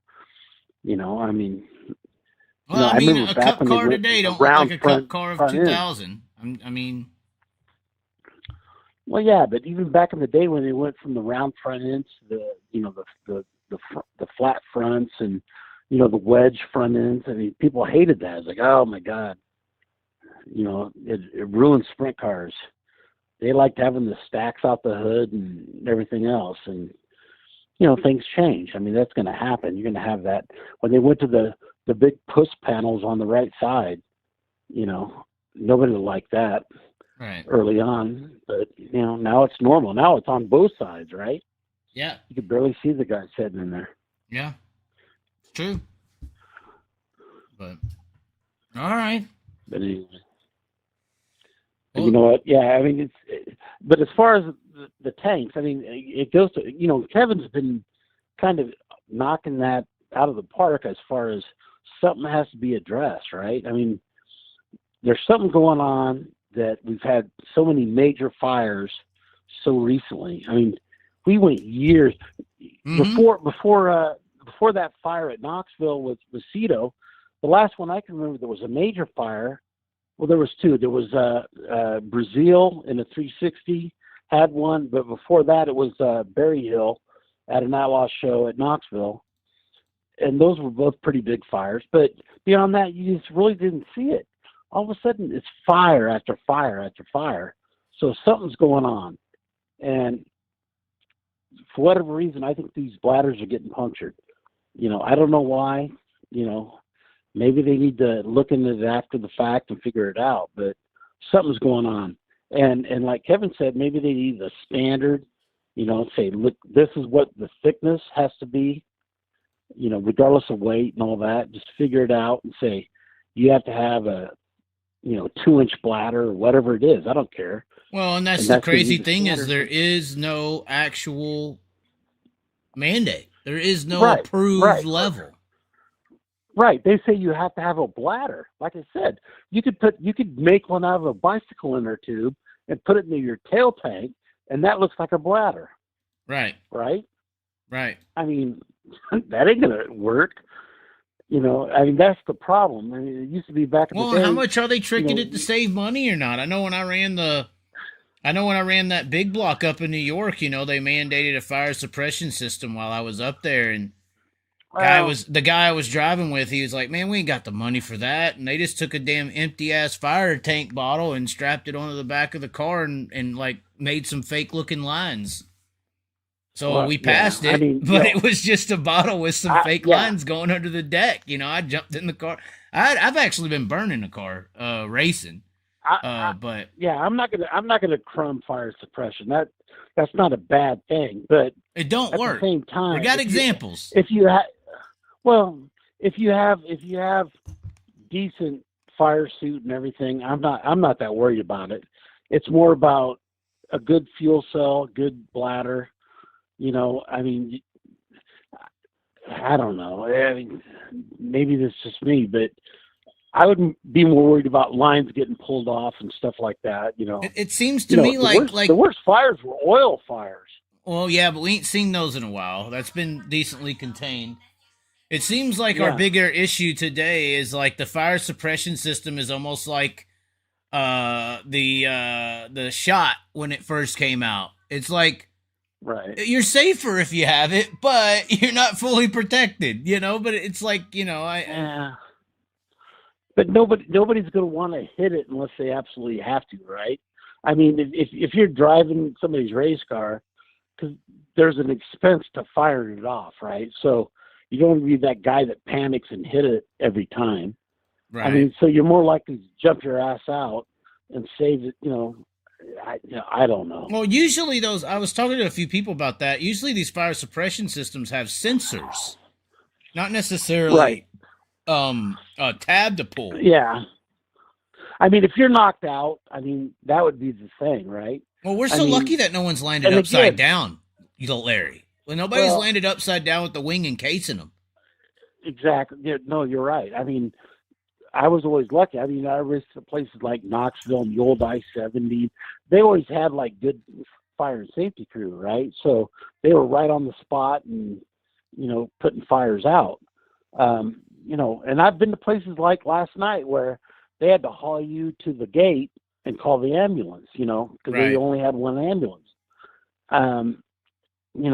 That's a problem, but I don't know. I don't know what you do about that. You got Harley White, is down from where I was from, and that was Oh yeah. the worst one we had an example at. But I mean, I tell you what, if one of these guys is stuck upside down, I don't know who's tried to undo your belts while body weight is applied to the latch, but it's not the same as when you're sitting upright. You gotta really. Well, I mean, that's keep how they in can mind, get hung when you- your body weight's holding. If a guy, for instance, is upside down and their body weight's on that latch, it's going to be way harder to get out of that car, just to unlatch you out of that car. Well, what you're not thinking about is back. We always used to take a tie strap and put it over our belts and slide it over the buckle. So if there was a fire, that would start to melt, right? Right. So you couldn't just reach in there and flip your belts up and release them because it would start melting. So it's gonna get stuck. I mean, there would be a lot of issues that way. I mean, I could see where that'd be a problem.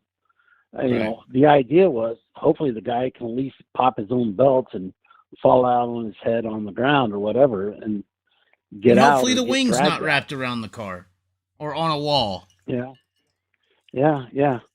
Well, and that used to be the thing too. I mean, back, again, back in the 80s, for example, when we had wood ribs in the wings before they got really super light, they would just collapse around the race car. They didn't like fly off or get tore off. Right. I mean, you were kind of like stuck in that. And you had to have guys get down on the ground and help you get out. I mean, that used to happen. But, that's changed. Thinking about it more, I think these damn fire safety guys, I don't know if they're doing it already, but all of them should have a damn flathead screwdriver on hand for Zeus tabs. Yeah. Pop You know? boost buttons. Yeah. I mean, that doesn't hurt. But, I'll tell you, again, racing in Knoxville, we were lucky. I mean, those guys were top notch. I mean, they would get in there and get you out. And, even if you got upside down after it was over, I mean, we had gals, they'd pop your steering wheel off and they'd sit on that dash and hold your head and make sure you hadn't hurt your neck or whatever. I mean, we had a great crew there, but it's not like that everywhere. I mean, we were lucky. Well, and somebody did just ask, Jason did, about why are we seeing flash fires? Usually in the past, they started out slower and grew. You know that what is it? So that flash fire indicates that when these cars are wrecking, the fuel is spraying technically out somewhere. That usually has to do with the lines or that or I do think there's a you know a fault to having that pill system above the back of the fuel cell. You know that's Well, I no, well, that could be, but I think more than likely what's happening is it's indicative of the fact that the cell's getting punctured, and before the engine stops running, they're hanging fire, right? You know, they'd hang fire, and that ignites the fuel. well yeah, but the Chase Randall kind of ignited all the way to the fucking top of the hood. Well, yeah, well, That indicates it spewed somewhere and was shooting out. it could have. I mean, because alcohol, it's not gas, so it's usually going to light where it is, right? You don't get fumes like you do with gasoline. So it's usually, if it's on the ground or on you or wherever, that's where it's going to light. It's not going to be the vapors, which is the idea that it's safer, right? But whatever set it off, I don't remember on Chase's accident being that high, but I definitely saw it like last night with that young lady. I mean, it was on the ground first, and then you had a bit of an oil fire, and you had the contaminants. That's when you could see it, right? It went off. But yeah, she was stuck. I mean, it was bad. But the worst part is, then they douse her with the chemicals, and she's inhaling it. Right. Because what you want to do is get rid of the oxygen to kill the fire. You know, that's problematic. And again, Knoxville's very good at doing that. They deal with the fire and do it in a way that, you know, is going to protect both the driver and put out the fire. Right. Well, and they say breathing's the worst thing you can do in a fire because you can charcoal your lungs interiorly. Oh, yeah, yeah. You know, and what are you going to do? I mean, it's better than burning up, though, right? I mean, you want somebody there. I mean, and again, so the fire suppression system, how does that work as far as dealing with the fire, and you're going to inhale it too? I mean, we got 3 examples of those things not fucking working at all. Right. I mean, again, I would rather rely on being in a place like Knoxville where they're going to get to me and put me out than worrying about that thing going off in my car. You know what I mean? I'd much rather just rely on them, being Johnny on the spot, on the job, knowing what they're doing, dealing with the fire, and somebody in there getting me out. You know, somebody did ask this earlier. Why aren't they using water? I hear IndyCar and those guys, they use water to extinguish methanol. Yeah, well, you know, what I remember is back when Wolfgang got burnt, that was part of the issue. They said they should have dragged the car out of the fire and used water and everything else. You know, I don't know.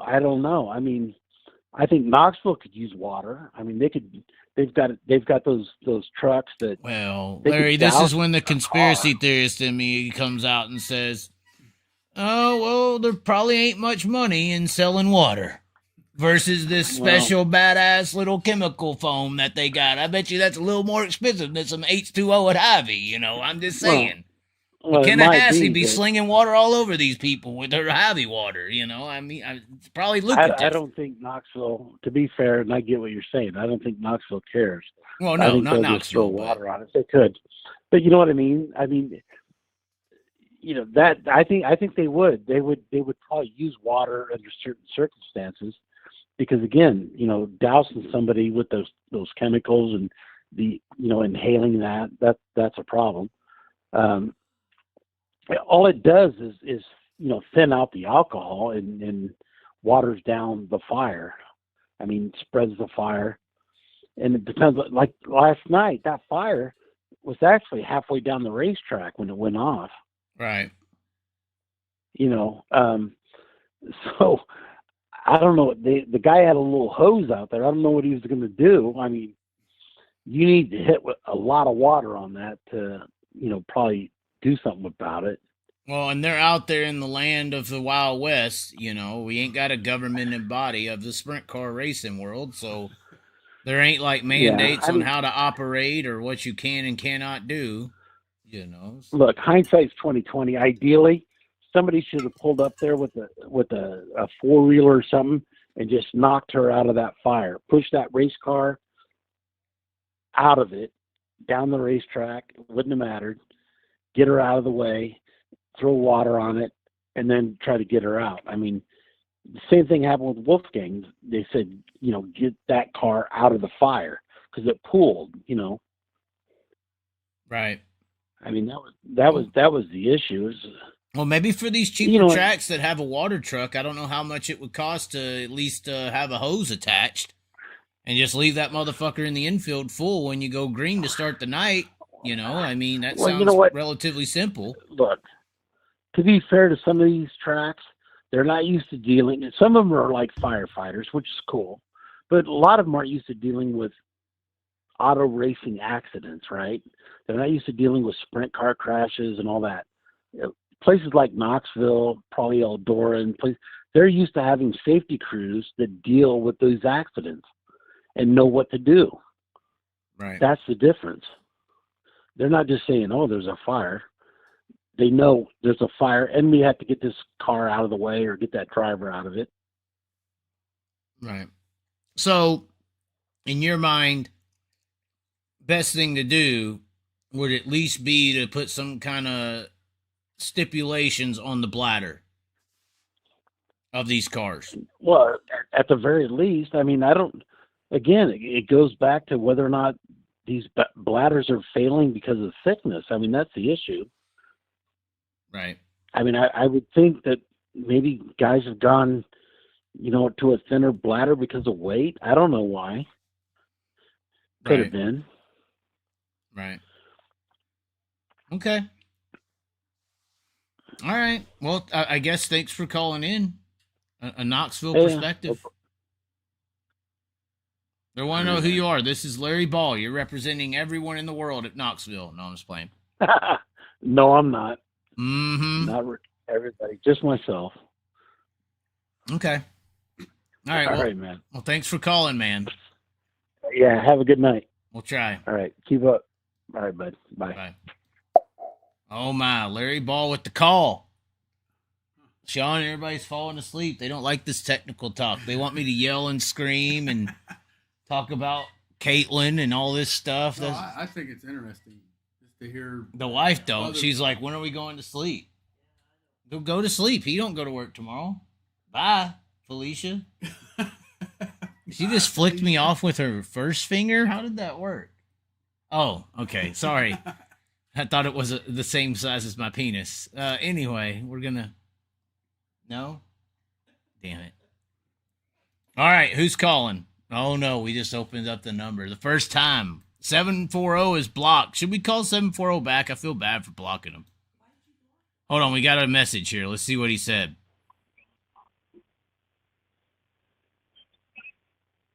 He doesn't even know how to talk. I don't know. Who is it? Hey, Chaz, Randy over here in Zanesville. Oh, we got to call Randy back. Oh, no, Randy from Zanesville. It's Randy from Zanesville.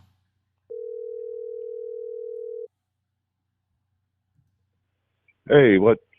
Is it Randy from Zanesville? Man? Yeah, this is Radio Randy. It's the Chaz. Oh no, what's up? Yeah, it's the Chaz. The caller. What's up? Randy That's from the third. He put it on the boys, including Double D and all them guys over there tonight. Oh, he's talking about Danny Sams. Oh yeah, that boy. Yep, the third. Yeah, he at the second one. They only won 2 races during Ohio Speedweek, Hilltop, and then tonight he ripped the lip just like he did up there and put it on him, man. He did. It was the first time I've been on the edge of my seat for 20 years, and I was wanting him to win. I went down there, and he was so damn excited. His parents were excited. It was unbelievable. Did you tell him that you were on the Chaz last night? No, I did. Oh, I did get you to talk because they bastard. were celebrating. I'm sorry. You fucking bastard. I'll report. Yeah, I know. You should just start that's what recording happens when stuff. you You give should start doing interviews, and I'll put them on the channel. Yeah, I told you I'll touch base with you on even some of the local stuff. But the safety thing, I will chime in a little bit. One of the things I was wondering if this would help. This might be totally bullshit, but have some outside, non-vested group that's not into dirt racing, like some physics, engineering guys, like Jet Propulsion Labs, Patel Institute here, actually up by Ohio State University, do research on this and do feedback on it. That's not vested in dirt, so they're not after the money. They do the research. Underwriters, guys like that could test this stuff and see how it works or if it doesn't work. Right. And I think that might be maybe it's too costly. I don't know.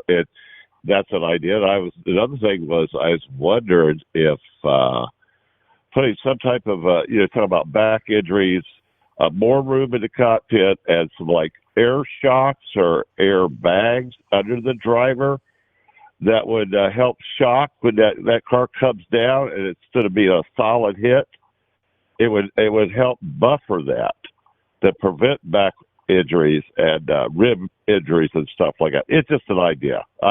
Shooting from the hip. Somebody's curious on how you can even see the race. You can't see the cars on the Ohio tracks.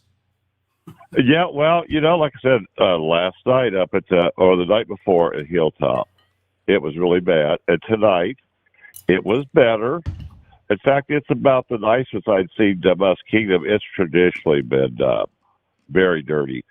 They got the trucks that were going on around. Did you just say I've traditionally been? Did you say I've been traditionally very Musk dirty? Kingdom has especially. No, yeah. Are you accusing me of sexual activity, sir? No, I'm just playing. I've been very dirty, huh? Okay. It was down and dirty, but all you got to do is I have one of those motorcycle elastic things you put up over your face and a pair of safety glasses, and I'm good to go, man. You can see, you can breathe. It's no big deal. So small price to pay. It was really good racing. They weren't all scattered out. I thought Danny Dietrich was going to get up front because he did real well up into the feature. And I don't know where he ended up. I don't think he got in the top 5. I don't think. I was too interested in Sam's. And Cap Henry and some of those guys are doing real good. Cale Thomas. Yeah. And get a load of this. But Double D just didn't do good. And guess who came over after the race? I was down there, and I got a picture with him. I'll send it to you. And with Danny. But Cole Duncan, who, 2 or 3 weeks ago, a double day outlaw show, he got 4th in both of those shows, and he's a local guy. 4th against the Outlaws 2 days in a row. Well, he came over to congratulate me, and so I got a picture with Danny and Cole Duncan and myself. My wife took it for me, and it was cool. Cole's a good guy. He was real excited for him. Nice. Yes, nice. But I don't know. I'll let some other people call in that know more about the safety stuff. Because they do. They do. I'll tell you what, I flat track motorcycles on half miles up here, pea gravel half miles. And FAR's always been, even in motorcycle racing, if you go down and your bike catches on fire, you can't get your legs out from underneath of it. You're cooked, man. Yeah. It'll just flat out kill. Oh, yeah. I've had it happen. Not the fire, but you can't get yourself underneath. Once it goes down, it's so daggone heavy that you can't get your legs out from underneath. If it catches on fire, from the waist down, you're going to be toast, Right. Yeah. Well, okay. Listen, I'll bow out, and I'll send you some pictures on that one line you gave me. And I'll keep you updated. Don't know if we're going to Atomic. We may just sort of lay low and go next week to a local show down on a Ohio Valley Speedway, which is all local. It'll be Cole Duncan and some of them guys, yeah. Danny Smith and some of them guys, we're really been into trying to help the local guys out and local tracks. So eventually we won't turn around one day and it'll all be gone. You know what I'm saying?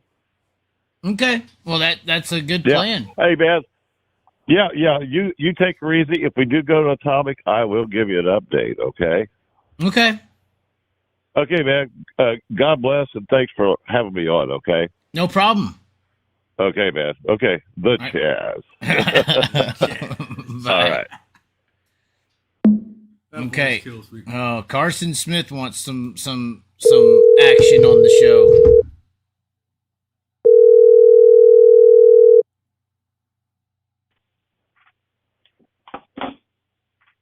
Hello. Hello. Yes. Hello. Is this the Chaz himself? That's what they keep saying. What's up? Hey, so I am in the Fremont, Attica region. I am blessed enough to be in a really good area for sprint car racing. I personally race go-karts, but I'm an avid sprint car fan. How do I explain this? I went with a guy who is a very accomplished go-kart racer and went and did some other big car stuff too. But we were watching a sprint car race at Attica one time, and old guy, he's probably, 60, 65 years old. And he was telling me after we watched this big, nasty crash where genuinely I was kind of concerned for, I thought I watched a man die, to be honest with you. And quite frankly, guy just gets out of his car, takes off his helmet, and walks back to the pits. Now, I don't mean to sound, one of your words you used earlier on the show was barbaric.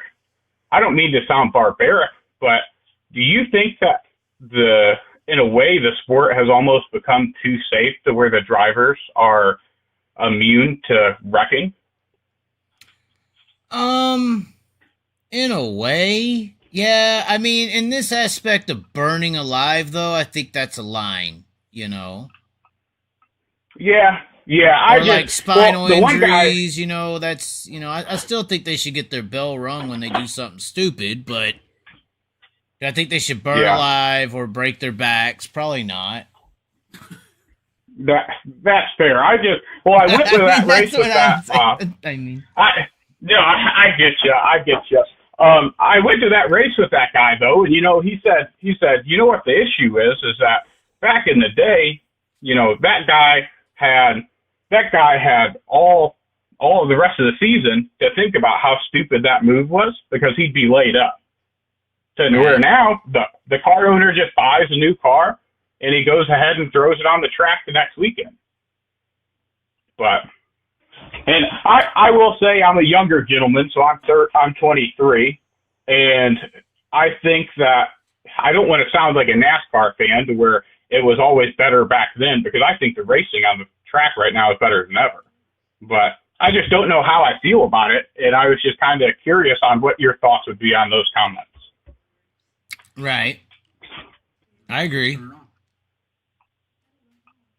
I just don't know if I don't know if I agree with the guys who, will just, I love that the sport's still safe and everything, but, at some extent, you almost need to have a second to think about what the hell you're doing instead of just sliding cars in there, right? Yeah, and I think that's a part of getting the ass whooped on the track, too. Like, there's too many kids. Like, I don't think the Skylar G, but I think so.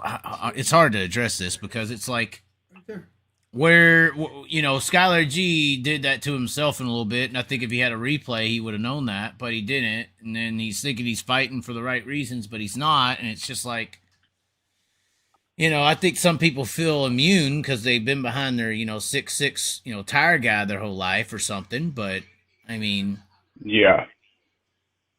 But I don't mean to sound like, I always joke with these NASCAR fans to where the NASCAR guys are always talking about, all they talk about is how good it was in the 90s or early 2000s. Right. And right now is a great time for NASCAR, but they're just too stubborn to look at it and admit that it's actually a good product recently, right?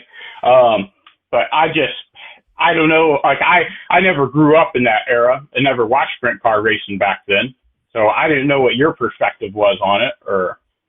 I mean, I think it's more competitive now just simply because nothing's self-made. You buy the whole, the cars are all more equal, because you buy the shocks and the motors and the chassis. And back then there was a lot of innovative speed, which some would say it's good, but as far as equality on the track for everybody to compete and have, an immense amount of competitive cars, it's not, so.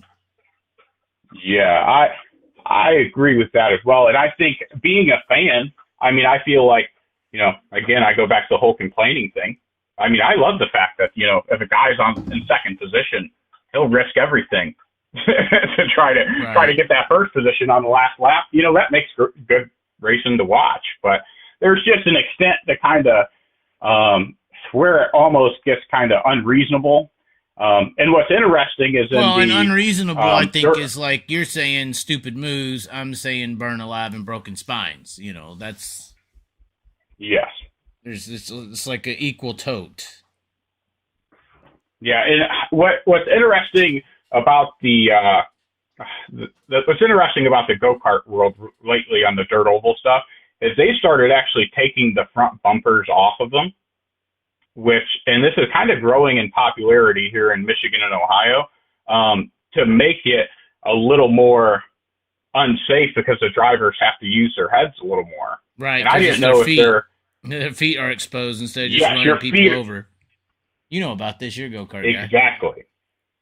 Do you think do you think in the wild, in a wild world that there's anything that sprint car racing could almost regress to make it more pronounced in the aspect of driving and trying to keep everybody safer because it's all about unintended consequences, right? Right. But it's a hard one. That's a pondering thought, I would say. Yeah. I mean, that old gentleman told me that at the racetrack where he says, the problem is that he's not going back and, he's going to be in that car tomorrow night instead of sitting on a couch for, the rest of the season thinking about how silly his move was. Well, and that's privilege. I mean, I've been pondering that for 5 years. Yeah, but that's privilege. That's monetary privilege, They can afford to do it. Yeah, I've been kicking this idea around in my head for the last 5 years, and I figured it would be a convenient time while we're on the topic of safety. And right. I get what you're saying with the burning alive, and oh my goodness, those are some scary situations. We just had a situation here at Fremont, where I'm from, with Chris Andrews. He was doing hot laps, I believe, and caught on fire, and nobody could tell he was on fire because the alcohol burns clear. Yeah. Well, the right fuel is supposed to be dyed. I mean, maybe if it was regulated, you could make it to where like each team is only allowed to use 5 cars per year or something, or such amount of motors per year. And when you expire, you got to wait a certain amount of time before you could use another one. I mean, but money runs the sport in America. That's why I like Australia's model so much. They actually can do things correctly because it's not Wild West bullshit. It's an unregulated sport. NASCAR's limited to how much they can practice, for crying out loud. I mean, we have nothing that's even comparable in as far as regulation or rights and wrongs, really. Yeah, that's an interesting point you make there. Yeah. So, anyways. Well, I appreciate your time, sir. All right. What was your name so everybody can know? Carson Smith. Oh, shit. Y'all go get him. He's from Fremont, Ohio area. Fuck you. Bye, Carson. No, I'm just fucking with him. He's probably laughing right now. So we do have somebody who's been blowing my phone up since the fuel cell guy has been calling. And this guy is calling or texting on a Chris Duncan number. Do you know who that is? Duncan's? The Duncans at the track? The Duncans at the track, yes. This guy, and I don't think it's them, but he has their phone, and he's mad. Uh-oh. This is the guy who was talking about The brake rotor, how I build these cells. How does this brake rotor cut into the tank? So this guy's pissed, guys. That we got a very upset caller. Oh no. That is waiting for me to call him. So to deal with this person, I have to first pee, and then I guess I got to get a beer because we drank all the Crown Royal. Crown Royal's gone unless you want something else. Oh no, the methanol moonshine. Oh, Chaz is intelligent. We need better callers. Hey, y'all don't be hating on that 22-year-old guy. He's 20 or 3 or whatever, right? I mean, he's a kid. He had better questions than y'all people. You ain't Spike in here looking like an idiot. Did you see the comment Spike was putting? What a just idiot, man. What a fucking almost said the R word. I apologize, 23-year-old. All right, read their comments here. And then we're going to have a big throwdown. Caller's going to tell me I'm fat and ugly here in a minute. Hold on. I'll be right back. Uh-oh. All right, what do we got here?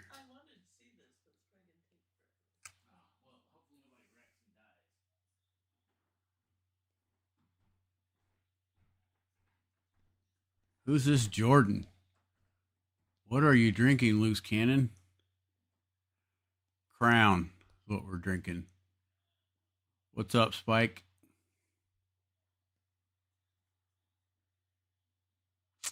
Let's see, what else is out here?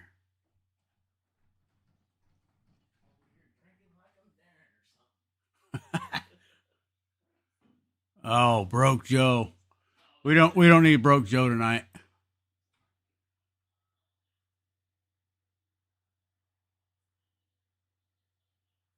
Come on, Spike. You know how the Chaz is.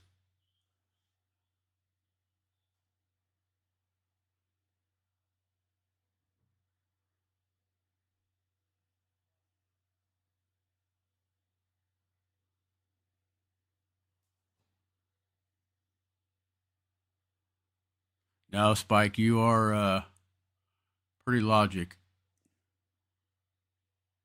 Got some good points.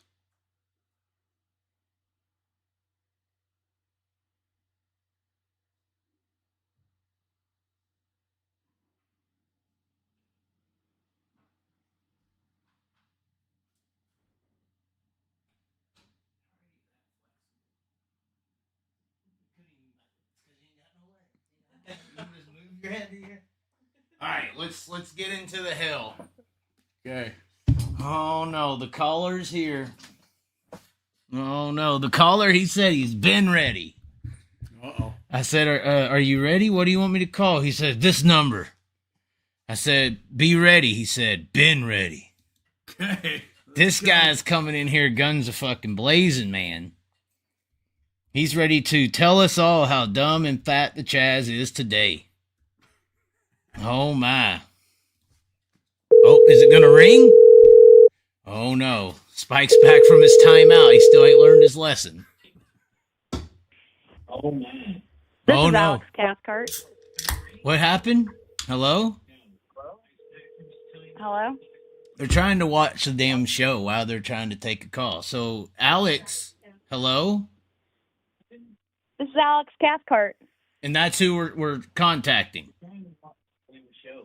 Wait. What the hell was It's a that? prank call, I guess. This must be a prank call at this point. Hello? No, this isn't a prank call. I'm just trying to get on here, and it keeps losing you. Are you sure? Can you hear me? Of course, yes. Why can't I hear you? Do you on have... TV? Well, probably because it's a cell phone, right? You listen to me through the phone. Yeah, you're right. Hey, this is Alex Cathcart, though. How you doing, Chatty Cathy Chazzy? Chatta Kathy Chazzy. Okay, what's up? So, they're predicting over 60 cars this weekend. What are your thoughts? Who's going to be the top 3? You mean for the race? No, for the fucking goddamn marathon. Oh God, she's from Iowa. Damn, it's hard. You don't know who all's gonna be there. We all thought Jacob Allen was gonna be there because I saw his car outside 3 and 4, and now he's in PA. So Sit who's the even fuck going to be out. there? Just tell us your top three. Tell us your top goddamn three. You cannot Kyle say Larson's GD on fucking on the top. program. Hello? I bet Kyle Larson's on top, and not on top of you. Oh, well, okay, Caitlin. Anyway. What? Huh? Aaron Crocker? No, I'm just playing. So you're announcing to the world that Kyle Larson will be there.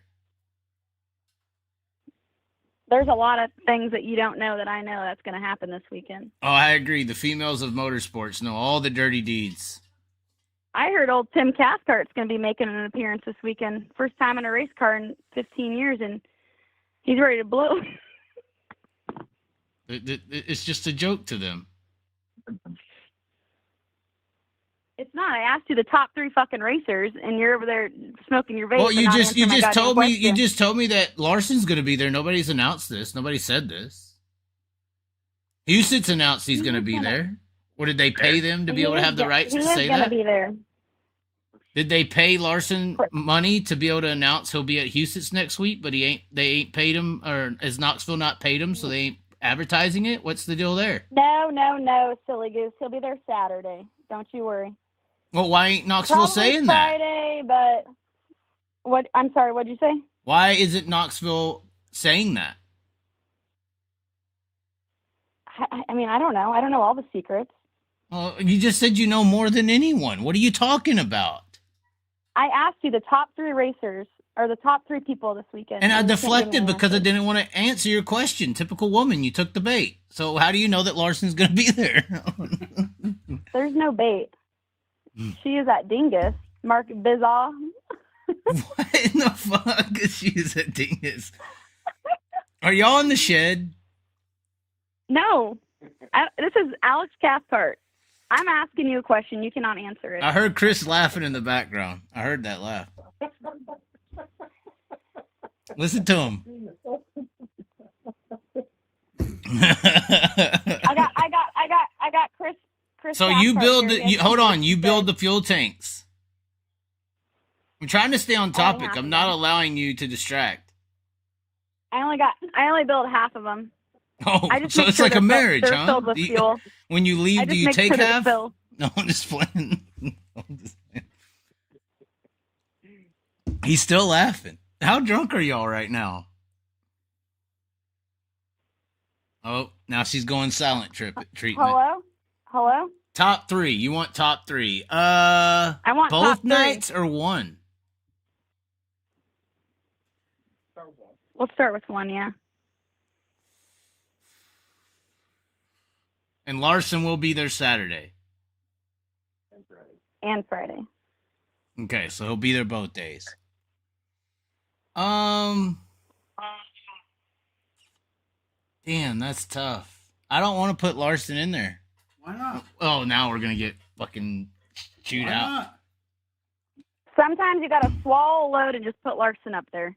Oh wow, she's from Iowa. All right. Anyway, you got to say gravel, right? You got to say gravel. He's just been too consistent.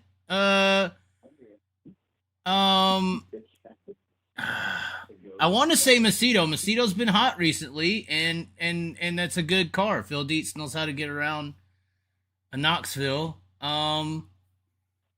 Who's y'all's hot local this year? Brian Brown couldn't even make the fucking B main at Eagle, so don't tell me Brian Brown. Austin McCarl. Austin McCarl? Well, Carson just won his first, you bet right? your ass it's gonna. You bet your ass it'll be Austin McCarl. Wait, are you a Austin McCarl fan, Alex? Yes, sir. Is it because he's tall? No, I've noticed females, they seem to cheer for drivers because of sex appeal. So I was just curious. no, I don't like him unless they look like Chris Cathcart. Oh my God. What's this new last name you're giving everyone? Cathcart. Tim Cathcart. That's my daddy. Oh, okay. So when you and Chris get married, he's taking your name? Yes. That's how it's going? Or is it going to be like Cathcart - Duncan? Listen to him in the background instructing her. He's got her on lock. It was funny. It was funny. I got away with it. He's my master. He's my master. Wow, you got Spike in the comments. You do not want to give him this material right now. Oh my God. Daddy. Oh wow, what is this show turned into? This is great. When are y'all coming to the Continental? Y'all should have been the Continental tonight. Corn fed and bread, baby. Here we go. Fucking Knoxville Outlaws. Oh my God. What's your top three, you drunk? Oh, I was about to start calling names. Why aren't you picking the goat? Well, because Donnie Donnie isn't Trotz Donnie might be isn't there. really doing that. Donnie's not hot right now. It's Knoxville. I know it's Doesn't Knoxville. fucking matter. I know it's Knoxville. I know. We got goddamn Duncans prepping that fucking track. Are you gonna make it special for him? Do you text Donnie and tell him where it's at? No, I already called him. Oh, He'll be there. this is how so when we start gambling on motorsports, I just gotta talk to y'all.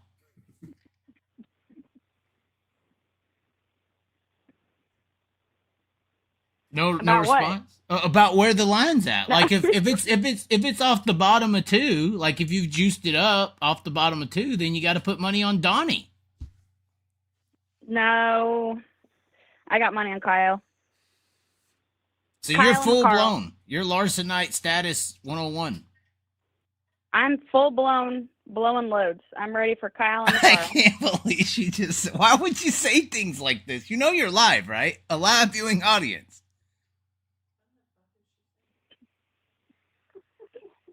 You're talking about blowing cum loads on a live viewing audience. What are you talking about? I'm talking about blowing fuel loads. Oh yeah. What in God's name are you talking about? Now she's gonna sue me for sexual harassment after that, huh? 'Cause, yeah, okay. You're on thin ice, Kathy Chazzy. This is the bait. This is the bait we were talking about earlier. I took the bait, guys. Oh God. Gravel, Macedo. We got to pick like 5 drivers of the 2 nights. Larson. All right, let's do 5. We'll 5 drivers. It's a Quinilla, or something. We'll round up for you, Chaz. We'll box the 5 drivers who will be in the top 3 both nights. That's what I'm saying. It's like you pick 5 drivers, and then those 5 drivers will be one of the top 3 both nights. I think I could do that. I would say 6 would be better for you, but... All right, let's round up one more. The better bet is that Larson will not finish top 3 one of the nights. Nah. One of the nights, he will not finish top 3. I would bet on that. Oh, yeah. Yeah. I'd bet a fuel cell on that because those don't work. How about them tires? What do you How mean? about them tires? Who's juicing them? Tell us the truth. Nobody wears shirts in Southern Iowa. Spike Fast Racing. Oh, no, you don't want to read Spike's comments. Stop now. That is poison to the mind.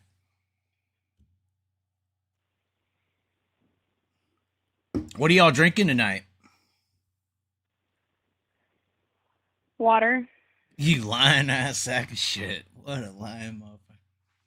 Who's all there? Who was all fired up earlier about the fuel tanks? Who was it? It was me. You were fired up? That was you? Yeah, I make those things. And you're over there talking shit about them. Who is Deborah? My bare 2 motherly hands. I'm sitting there making fucking fuel tanks for people, and they're sitting there criticizing them.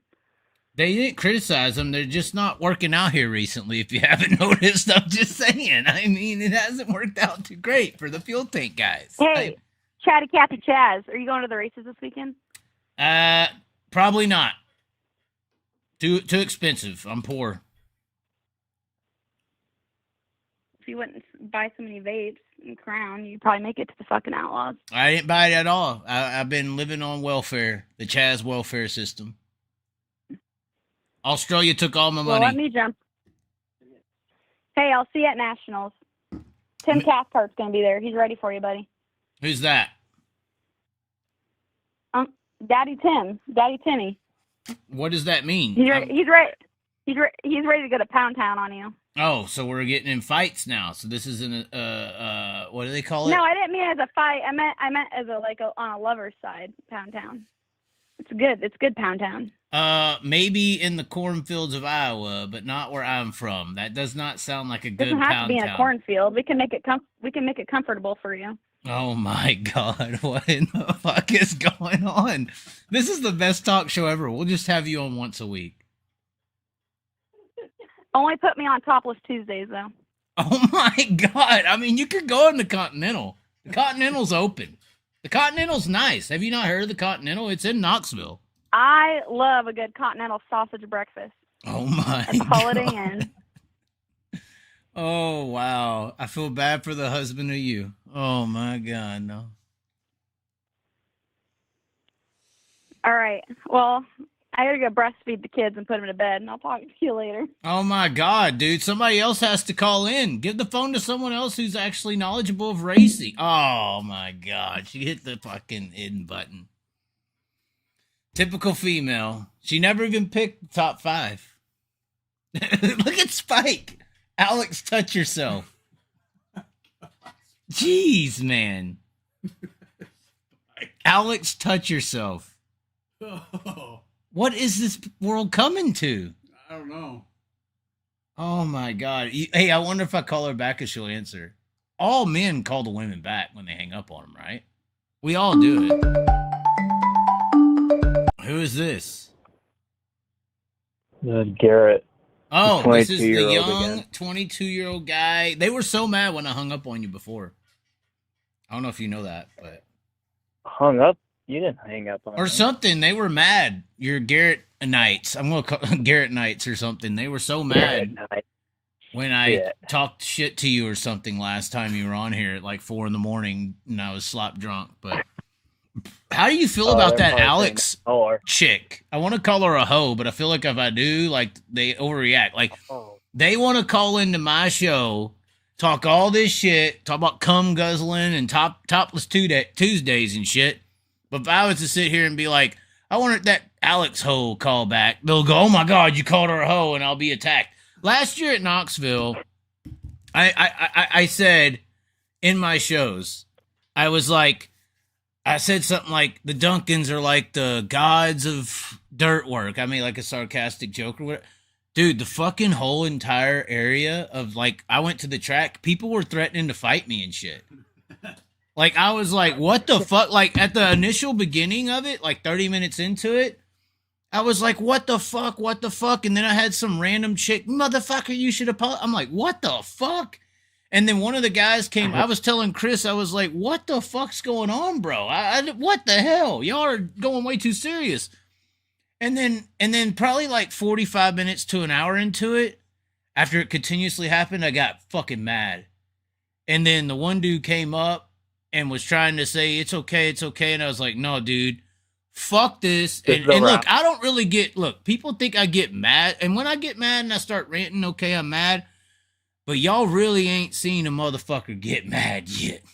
Because, I mean, y'all may think I'm a little fucking pillow fucking guy, but if we go to fighting, bro, if I get mad at you and want you to be hurt, I'm going to hurt you. I ain't going to box you. I don't know what y'all know about fighting or not, but have you seen a knee go backwards? Because I fucking have, and I know how to do it. So fuck you, son of a bitch. Wait a minute. I got that. I'm just saying, I got so mad. I was ready to start hurting motherfuckers last year. So I got to watch how I talk. I got to watch how I talk around the Duncans. Oh, they're already coming after me now because I'm saying this. Because I'm bringing it up. It's against the Duncan Lords. But what I'm saying, fucking Dunkin' Donuts is better than that shit. Anyway, continue, Garrett. I'm sorry. Your fans are going to curse me out for even saying this now. You still got to fight that kid in California, remember? Up in Northern California, Chico? I know. It's so weird. Why do they want to fight me? I don't get it. Why do they want to fight me? Aren't you going to have a fight with Spike or something like that? No, I don't want to fight Spike. I like Spike. He's just deranged. Shit. That Alex girl, oh my God. What do you have to say? That is, they were not using the right names, but she's connected. She's very high up in the cornfield Duncan world. Very high. I guess. She does hair, bro. You don't want to fuck with those chicks who do hair. They'll kill you. They halfway killed me. At least my heart, my soul. But I'm just kidding. Oh, that was why your hair's blonde? Actually, yes. Actually, yes. Oh no. Yes. It's like hairdressers are like the Freemasons. It's like an underground cult where they're all sticking together and after the same goal. Oh shit. Mm-hmm. Their number one goal is female insecurity. That's what they make money on. If you don't get your hair done this certain way, or your nails, or your face, or your eyebrows, you should feel ugly and horrible. You better come see me and get your hair done, or you're ugly. That's what they really do. But anyway. We're a top 3. She wanted your top 3 so bad. Don't spin it, Garrett. Don't spin it, Garrett. You don't know what you're saying. You don't know what you're saying. You can't say shit like this with Spike in the comments. So, Spike just said Alex is pregnant after this weekend. He's talking about me impregnating the girl. Oh, get Sunset, Tyler Courtney. No, we're not bringing up Courtney. You better not have a girlfriend, Garrett. You better not have a girlfriend talking like that. I'm staying single right now just out of the fear of Tyler Courtney, to be honest.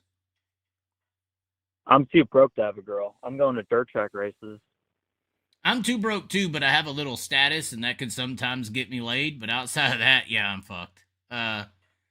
John Coyle, thanks for joining the channel.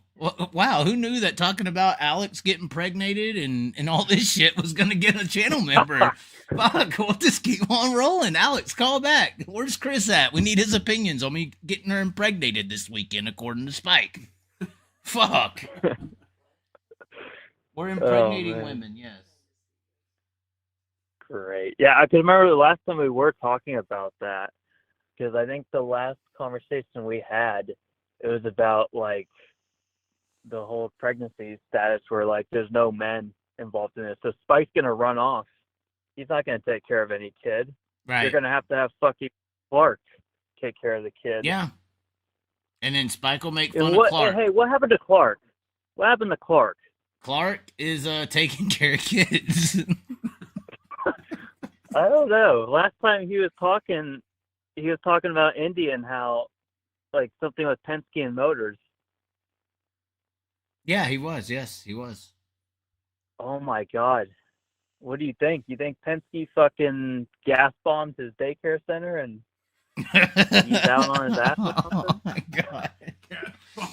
God. Fucking no, here's what I think. I think what happened. I think what happened is Penske gave him one of those fucking Alex fuel cells and dropped one of those fuel cells off at the fucking daycare center, and lit it the off. shit didn't hold up, you know. Yeah, I mean, no. Fucking lit that fucker, threw it at the house. So you're young, Garrett. How do you feel about? Can you beer me or no? Yeah. Okay. You gonna get one too, or are we kicked out? We might get kicked out here soon. Connie's over here giving us a death stare every time we look back. Oh God. She wants to go to sleep. I don't know if it's sleep. It's more so she wants to put us to sleep for the last time, if you know what I'm saying. That's what Connie wants to do. We're gonna go to sleep and never wake up again. She's gonna take my cum rag from me and everything. I'm fucked. But anyways, no, I feel like I hate to say this. How do you feel about how stupid these Russian submarine people are? You see what I'm saying, right? I mean, you have to see it on your Facebooks. These panic-based right-wing nut jobs that have not recognized that Russian submarines do this every 4 years. They did it in 2019. I'm not turning this political. Well, they think it's the Cold War again. They're fucking psycho. I saw somebody comment, it's Red Dawn. All you have to do is research the fucking thing and see that they do this every 4 or 5, every 2 years. They've been doing it they did it in 2019. They did it in 2017. They've done it all the time. It's the same thing. Fucking Red Dawn people. They said Red Dawn, Garrett. that has to do with Russians. We've been shaking, waiting for them to press the red button for the nuke, and it's never happened. Yeah, dude. And now I think Ukraine is a part of it or whatever, and it's like, yeah, no. Yeah. They're all in the Hunter laptops in Ukraine, and now since Hunter got taken down, the death cult is going to allow Russia to attack or some fucking crazy psycho shit, man. These people are red-pilled psychos. You know. It's fear. It's fear, yeah. They're manipulating their fear. It's disgusting. And when I see people talk about inflation, what? Are you looking at the profit margins of these companies right now? There's no such thing as inflation. It's called greed that's happening, you fucks. And they're able to get on their TV screen and tell you that it's inflation and blame Biden as they rake in the millions. All right. They use media. Because they to own tell it. you what's happening. What's happening is something completely different than what they're telling you. Well, they own the TVs. They own the TVs to tell you. Yeah. Oh my, we're getting out fucking barbecue chips. Shit's fucking changing now. Oh my. Yeah. But yeah, it's barbecue just, Clark I can't daycare. stand it. Oh no, are we getting an update from Clark Alex? Daycare. Alex says, "Fuck you, Spike." Oh no, Alex is mad at Spike. He always does this to the women. This is how he gets them. It's a form of manipulation. No, Alex is blushing right now. Yeah, she probably is. She likes how Spike's talking. Oh God, did you hear what he just said? Oh. Yeah. Why would you say such a thing? Because it's the truth. Girls like bad boys. She was saying some bad girl Or shit, most of though. them. She was saying some bad girl. It's not like she was like, no, I don't do that. She was like, yeah, titties out and fucking, what was the other one? Like a fucking, he's my master or some shit. The fuck? Daddy. Yeah, daddy. Fucking Chris Wyndham shit. Chris going on or Wyndham something. shit? What are you talking about, Georgia? Be quiet. Big Daddy. Oh, God. His nickname. Talking about daddy and shit. Oh, God. We're going to go to jail for this. They're going to sue us, Garrett. Hey, Alex started it. You just got to say that in court. Alex For the started record, there is 8 laps to go. Justin Sanders is trying to track down You got the bizarre wing Cole like Macedo. he had last time? He did well. Yes, he does have the arc wing. Yes, it is on. Oh. 6 to go at the line, ladies and gentlemen. If you have flow, turn it on. We got 6 to go here. Sanders versus Macedo in traffic. And if it was Broke Joe, he would say the cartel versus the young worker guy, or some Broke shit Joe's like that. calling it After this race. He might. Justin He's Sanders watching it. wins. Broke He's Joe calling it. is sitting in his office, probably in a t-shirt, only a t-shirt, no underwear, touching himself to this right now. He's like, get him, Justin, get him. And if Justin Sanders passes him, he blows his load. And if he doesn't pass him, then he saves it until he does. And that's why it's so great when Justin Oh, Sanders now you're wins. talking about cum. Well, I just dealt with Damn it, Alex and Chaz. Spike, so that's my excuse. Sanders just put it in the wall. Oh my. He just lost all kinds of ground. 2 to go. No hope. No hope for him to win. It's over. Joe's already pulling his pants up. He's walking away.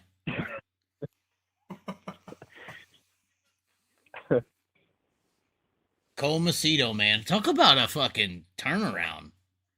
I mean, Cole Macedo. Go ahead. Cole is in some broken shit with the Honest Ape car. Dude, he's done out some, east. but he's done good in that car. I know, but shit, half the time I see that car upside down with the owner. Yeah, I don't know what the owner's doing. He's trying to find a concussion. So checkered flag, Cole Macedo, Justin Sanders, Tanner Holmes, top 3. I don't think you're going to be beating Muskegon tonight in terms of racing. Oh, that was so good. Danny Sams, man. Fucking Danny Sams. Did Why you talk can't you- about it at the beginning Oh of the yeah, live stream? yeah, we talked about it. Yeah.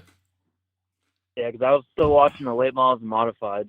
Why Yeah, aren't it's you over. as good as Garrett?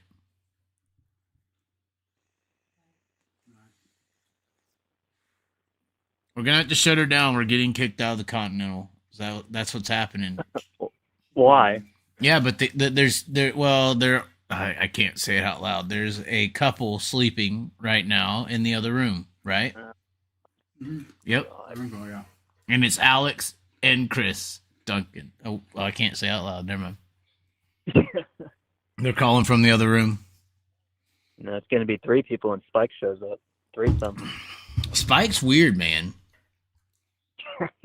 Spike's a weird guy. Yeah, I bet. Would you advise somebody to ever want to meet Spike, or is that's not a good idea? Keep him away from Clark and the kids. Okay. Well, I would suggest that to pretty much anybody who wants to have a healthy future. Alex says Alex says she will answer the phone. Do you want Alex to call in? I wonder if I could have a 3-way on here. I wait. don't, but does the chat want it? Do y'all want Alex to call back in? Probably because of the female, they want it. They do want the female. They're the dirt racing world. They're deprived of female interaction, dude. It's bad. They need a female announcer. Oh, the Christy Brimis was announcing tonight at Big Diamond with USAC. Yeah, but they got infield reporters who are female. I'm talking a main announcer. You know how many more guys would be watching? You had a female announcer. You need to have a female pit reporter. That's what does it in the NFL. Right. Yeah, that's why Georgia But once Flo and USAC lost Georgia, look how many people tuned out. Oh yeah. When I was at the races, all the guys be like, "You see Georgia today? She looking fine." No, all I heard was, "Have you seen the nudes? Have you seen the nudes?" All these guys, they just, "Have you seen her nudes? Have you seen this girl's nudes? That girl's nudes? This girl's nudes?" I'm like, I know they're out there, but I don't go looking for them. You know, I could name some prominent nudes that I've been forced to see, I guess. When I say forced to see, you're like in this group and they're like, "Have you seen her?" And I'm like, "No." And they're like, "Oh, look." And then it's like, you can't not look, you know? It's like, hey, okay, well, that's not bad. I mean, but I'm good, you know? I don't got Snapchat, so that's where most of the nudes go down. That is where they go down. That's where the Deegan. I mean, never mind.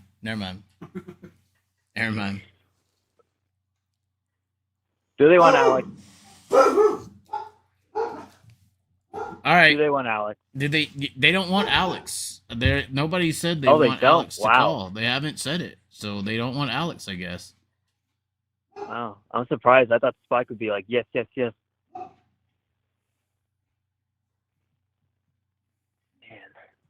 Man. About the whole fire with the safety and all that, I wanted to add on to that. Okay. I think we need as much safety as possible because they're talking about like back in the day. Well, back in the day, you had way more drivers than you do today. So you need to keep them safe because if they get injured, they're not going to show up at the racetrack and you're going to have a couple of less people at the racetrack. This is true. That's what I think. This is true. So like back then, you had a lot more people like crashing, but they're still showing up to the race, even though they're all fucked up and they had torn up race cars. I mean, most of them were mechanics. It wasn't like mom and dad working on the car. Right, or so buying they knew them. What to do. Right. And you had race shops and stuff like that to where they would just show up to the race shop. There'd be a car there ready for them to buy or whatever. And now today you got to wait on an order to show up, and most of that's backed up now with all the parts, especially engines, trying to refresh an engine. Right. if you're not Brad Sweet, David Gravel, or any of the high national teams, you're going to be waiting months for an engine to come back. Right. So, well, that's all we got to just switch to this crate department. I'm close to developing a next gen sprint car. I think that's what needs to happen. Next gen sprint car, spec chassis, spec the shocks, LS7, turnkey, 45 grand. Fuck them. And I think another thing with the production of these parts, the gas tanks, and even like I've seen a lot of shocks break this year and engines go bad. I think they're not being made correctly. They're trying to push them out as fast as possible. Right. And it's possible materials are being, is there a recycle program? Like, where's all these shocks? I know there's plenty of teams that got like thousands and thousands of pro shocks just laying in a shop somewhere, with good shafts and good bodies. Axle tubes are breaking. I mean, where's all there isn't no kind of recycling of the parts and the materials, the literal materials, the metal, whatever you want to call it. Stainless steel, these things, if you don't recycle them, they have to be found and made. Right. And I wonder if, like, with the production, like, is it getting weaker with where our metal's coming from, like from China and wherever else? Exactly. Like, I wonder if the value's going down. Right. The actual infrastructure of the material. And is it like cheeseburgers from McDonald's? Like, they say it's a beef patty, but it's only got like 45% beef, 30% soybean, 15% this, is it actually stainless steel, or is it like, 60% stainless and then a bunch of fillers? Yeah, it's like the commercials you see at Burger King, McDonald's, how the burger looks so good, and then when you get it, it's like, what the fuck is this? It's shit. Yeah. So, yeah, that's kind of the same thing that's going on right now. Right. It's like gasoline. Because I think in Ohio Speedway, there's been so many teams who have had to change their engines, and it's like, why are you having to constantly change your engine? Like, shouldn't it be like working for at least 9 races? You're paying $20,000 more than you should, and your quality's less. Yeah, and how much are you racing for? $5,000 if you win. Right. It's like it's a rich kid game. Unfortunately, that's the problem. It's like fuck. And imagine like being on a national tour with the Outlaws of Highland. It's like right. That's what Brady Bacon said. That's why Brady Bacon said he don't want to do wing racing because of the money it takes. You got to have these motors just laying around. And it seems like that's the thing. Like, if you put more money in the purses, the drivers are going to just spend more money. Right.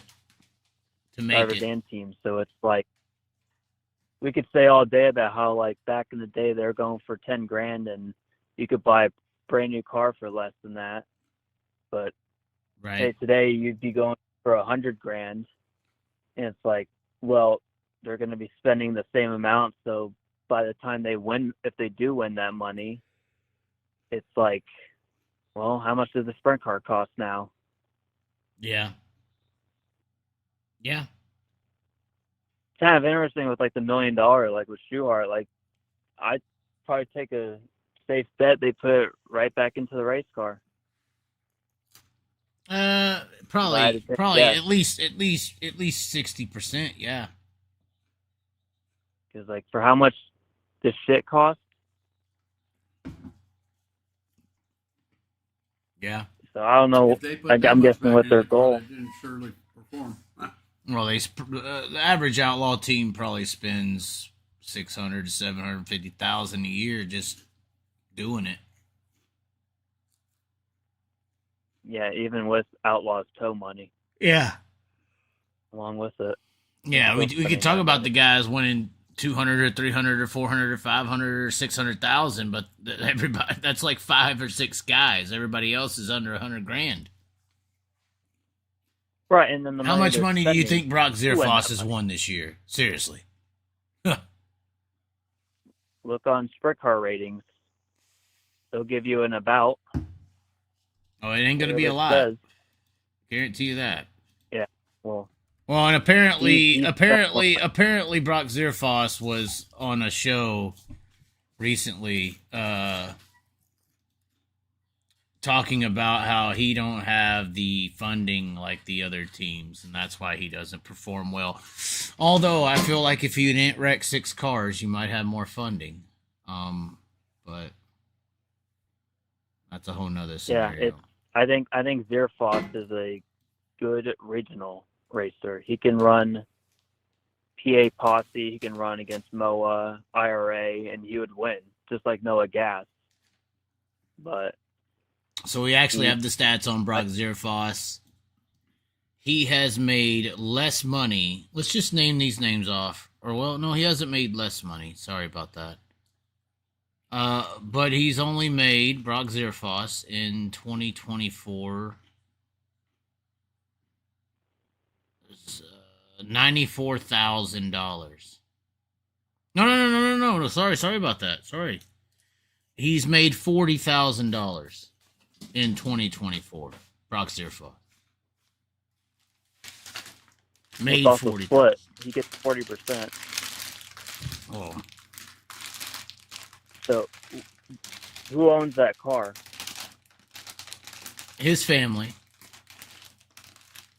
Oh, okay. I thought it was somebody else. I don't know. I don't know the full story on Zerfoss and that. I guess team. I don't thought it was either, somebody else, but I'm just saying, like, you might have funding if you didn't wreck cars all the time. If that's your excuse. I mean, if you don't have funding, how do you pull all these chassis out and show up the next night? I mean, you gotta have money to start. That's it. I guess that's the saying. That's in order to make money in sprint car racing, you gotta start out with a lot of money. And somebody said he's trashed seems that quote 200K. is true every time. So Spike's or if in you here got a lying. big Spike fund- said that Brock Zerfoss has made more in 2024 than Chaz has in his lifetime, which is a lie. Which is a lie. 100%. All right. Do we want to call Alex and end it? Yeah. Do you have anything else? Go for it. Go for it. Do you have anything else? The woman probably won't answer. You know, that's how these women operate. You call them back and they're, you know, and then they text you the next morning. I was busy or asleep.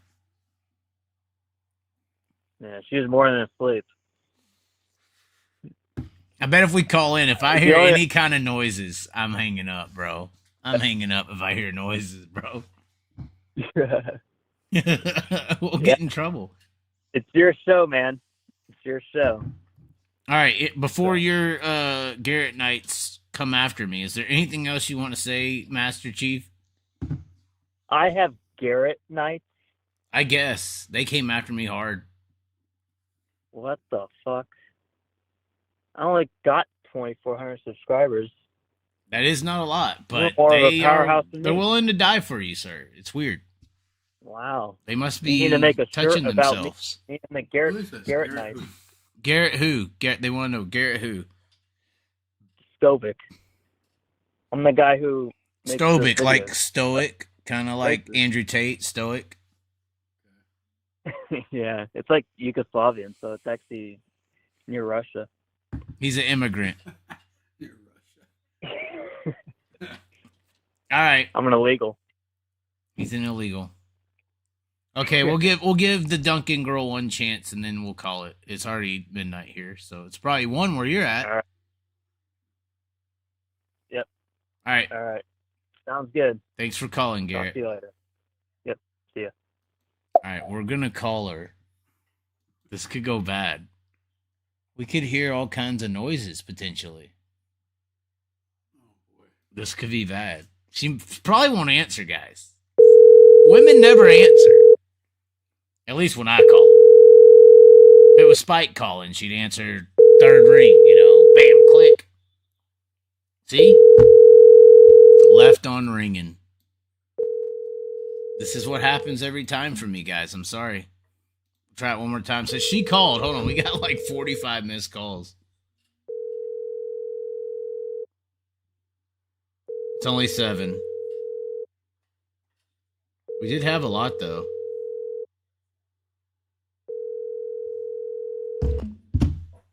She turned you down, guys. She doesn't like you, or she doesn't like me. Is that it, Sean? That's it. Before you get in trouble? Oh, you get in trouble, Sean. Look, he's over here. He ate the whole fucking bag of barbecue chips, guys. No. Not quite. The Continental. Oh, no. You know who that is, right? Spike? Hello? Why do you put me in timeout, boy? Oh, no. What's up, Spike? What the hell is wrong with you? He walked away. Oh. Hey, you and me, we'll go to Knoxville, leave Chaz at home. When are we doing this? Tomorrow. Tomorrow. Isn't it tomorrow? Tomorrow and Saturday, yes. Aren't you going? I don't know yet. Oh my God, are you broke too? Yeah, pretty much. Why are you laughing about that? That's not a laughing matter. Because Chaz is in the bathroom fucking laughing. Well, you found it. Wow. Are you broke too? Links in the description if you want me to go to the race tomorrow. We have Venmo, PayPal, ladies and gentlemen. Oh, no, I could probably get in tomorrow free.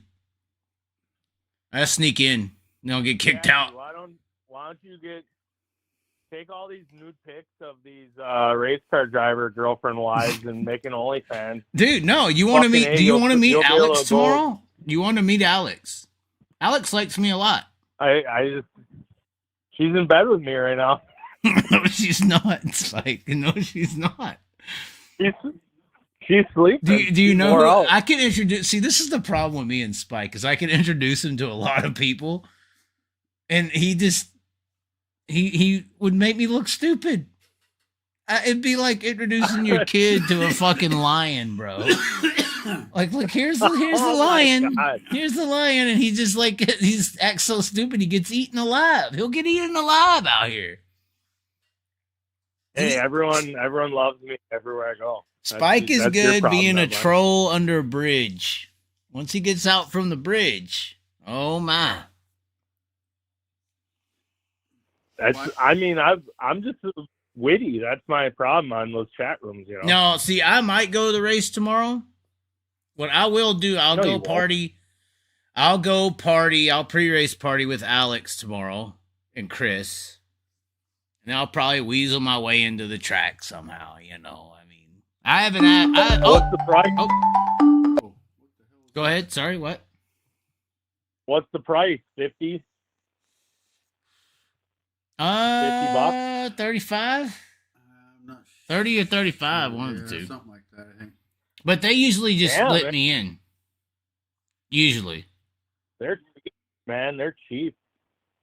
It is cheap. I'm not going to lie. It is cheap. But my ass is cheap, too. Hey, by the way, I did officially, and this is why I may not go to Knoxville this weekend, I did officially sign up for the pilot car deal. Seriously. We're doing our certification in 2 weeks. Wow, you're gonna drive mobile homes around. Hey, man, for $2,700 in 3 days, I'll do that, yeah. You're gonna drive fucking silos from to and fro. Yeah, I'll be like on the CV. Hey, leading the charge, bitches. You're going to have to cut a lot of hair. Dude. You have to cut a lot of hair to keep up with me, bitch. Yeah, I'll be done by Thursday. You'll be fucking over there, you know, teaching a class. You know, fuck. Fucking hey, you'd make 2,700 in about 2 hours if you put the naked women of dirt racing only fans out there. I could convince this. We could make this happen, Spike. That's what. Why won't I drop my morals? I don't give a Why damn. won't I drop my morals, Spike, and just be a hoe? You fuck fat women. You have no morals. That's not true, Spike. That's not true. That's not true. That This is your checklist. Okay, there's a difference between morals and standards, Spike. Okay, so standards You have neither. are different than Spike. No, oh God, no. Oh, trust me. If I didn't have standards, I wouldn't even be living here right now. Trust me. You moved in? Do you live with Ty Guy? I live with Ty Guy. Yeah. I Do you do. live with him now? I'm a Knoxville resident. You want to see my ID? Hold on, I can go get my ID. It says Knoxville on it. I changed it today, Spike. Dude, you live in Knoxville. Oh my God. I told you that's the best weekly show going. Honestly, when you said that, that's the main reason I relocated. All the time you listen to me. Every word of advice I've ever given, That's not true. if they wrote it in a book, they would call it the Holy Scriptures because it is that. It's not the Holy it's Scriptures. divine. It's the demonic scriptures of the deranged It's society. divine.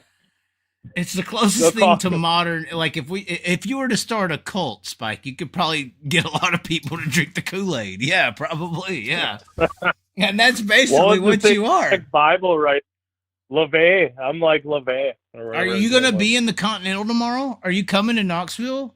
The Continental's nice, Spike. Does this not look nice? I mean, this is awesome. What the hell is a Continental? This is the show The area Continental for the compound. Chaz. This is the Continental. This is the Continental right here. Yeah. Compound. Yeah. Are you in a house or a mobile home? Hold on. Do you need light, Spike? Is that what it is? Well, I'm Do we talking need to you. I'm not lights? watching. Hold on. I got Look to at turn that. on my iPad here. I got to get my Look high at tech. that. Hold on.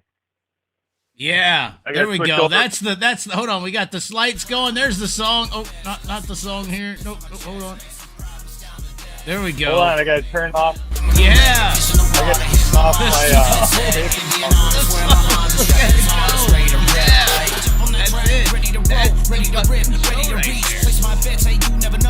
Continental. So is that's a fifth wheel or what? Or is that a house?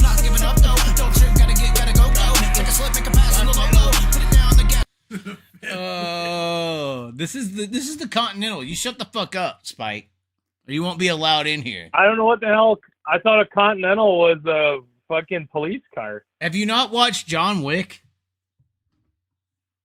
I don't watch movies. I haven't watched a movie in probably 15 years. Oh, it shows. Oh God. Oh God. Yeah, do you know how fucking horned up broads are in Knoxville? I know that's I'm where Tyler serious. Courtney's girlfriend's from, apparently. Like when the outlaws come to town, the floor it just gets wet. Like the whole town is just wet. God. And then the Nationals, like they flood sometimes. It gets that bad. So You might have a chance with Alex at this point. I know. So and that's fine. Did you hear the things You're she gonna was saying, Spike? Yeah, I mean I was typing with one hand, but I'm getting a beer. I can't handle this. I'm getting a beer. You want one? No, I'm good. Oh my God. Chaz, Yeah, we're gonna find you. We gotta find Chaz a girl in that 200 range, not the 300 this time. One that actually can perform and he'll be a happy boy. Yeah, I think He won't have to cry about. I think he's a tow little trucks pinned and up. stuff. Pinned up right now. Be careful. Be careful. Yeah. It's So all right, what the hell Spike. is the what's the Yeah, he's Continental? probably talking his shit. I'm What does he say now? I'm white and slow, so I'm white and slow. and from the country. So what's the Continental? All right, so we decided to support Kyle, and we got a prime. He wants to know what the Continental is. It's where the Outlaws are located. Where all the corruption. So you're in like a transport? No, Spike. It's my house. Oh, why do you call it the Continental? It's a nickname for this area where the show is being located and filmed. Spike. I'm going to sleep under Macri's trailer. You would be across the street, actually. I know. That's I know where to find you. I'm just going to sleep under his hauler. Me and Ashley. It's or, probably... or Alex. I mean, Alex. Ashley? Yeah, he said Ashley first. Oh, well, probably. I mean Alex. I don't like girls that have boy names. I'm actually gonna tell Alex tomorrow or Saturday when we have sex that I'm gonna call her a feminine Spike name. already told me he banged Ashley at one point. Yeah. No, that was your thing, and I didn't want to. You be told mean me at the it. time, but I will be mean now, and I'll say that she was too big for me. So He's lying. He told me one time he got drunk and said I did it. no, I didn't. I don't get drunk. Listen to him. He don't get drunk. Well, I know. You were I down get in like Lyon at your house that one night we up in Wisconsin. Yep. A couple weeks ago. Yep. He don't get drunk though. That's what he tells wow, me. that's not drunk. That's just a little bit of a frisky. Frisky. Oh, did you get frisky? Yeah, with you Chazzy? just get No. a little frisky, Oh God. Hey, where's Callum? Where's Callum? Is There he he biting? goes. There he goes. Where's Callum? Callum's gone. Hey, fly in Nicole. Nicole is actually here now. Yes. What? She flew in tonight. What? She might What? be. If you come to the Continental, Nicole will be here with you. We'll have everybody here tomorrow night. If we want to go live, we can have a hell of a show here tomorrow night. Actually, Wow. we can have a hell of a show Wow. here. Nicole, you, Alex. Oh boy. Oh my God. Listen to him. Oh my God, his whole mind, his imagination just went off the rocks. Oh, Chaz, you'll have like a breakdown of all those people. You'll be so horned up you won't even know. Oh, did I really not come across as composed, Spike? No, you're gonna be all giddy and like you'll just be like rubbing your arm and shit. Rubbing my arm? What does that even mean? I don't know. It's like some Freudian thing. So Yeah, so you're gonna take Alex and Nicole to underneath the Macri trailer, I guess. Yeah, man. I'm just gonna sit there and cuddle with them a little bit. We're talking about race cars. Yeah, that's all we want to do over here. Yeah, that's the best way to say you just want to talk. Cause dude, you're funny. You're like. You talking to a girl at the races, you're like, who's the top 3 drivers that you like? That's what she said, not me. Oh, well, I thought you asked her. I don't know. No, You she both asked me probably that. said- Yeah, she asked me that. I didn't ask her that. She did Oh, that. okay. Oh, okay. She's my in bad. it. She's I was, in it, Spike. She's into in the game. I was eating rice, actually, at that moment. Continental is a Knoxville bathhouse. Yeah, Continental's a Knoxville bathhouse. That's fucking the fuck. Oh, Dude. are you I coming made so tomorrow much though? rice this week.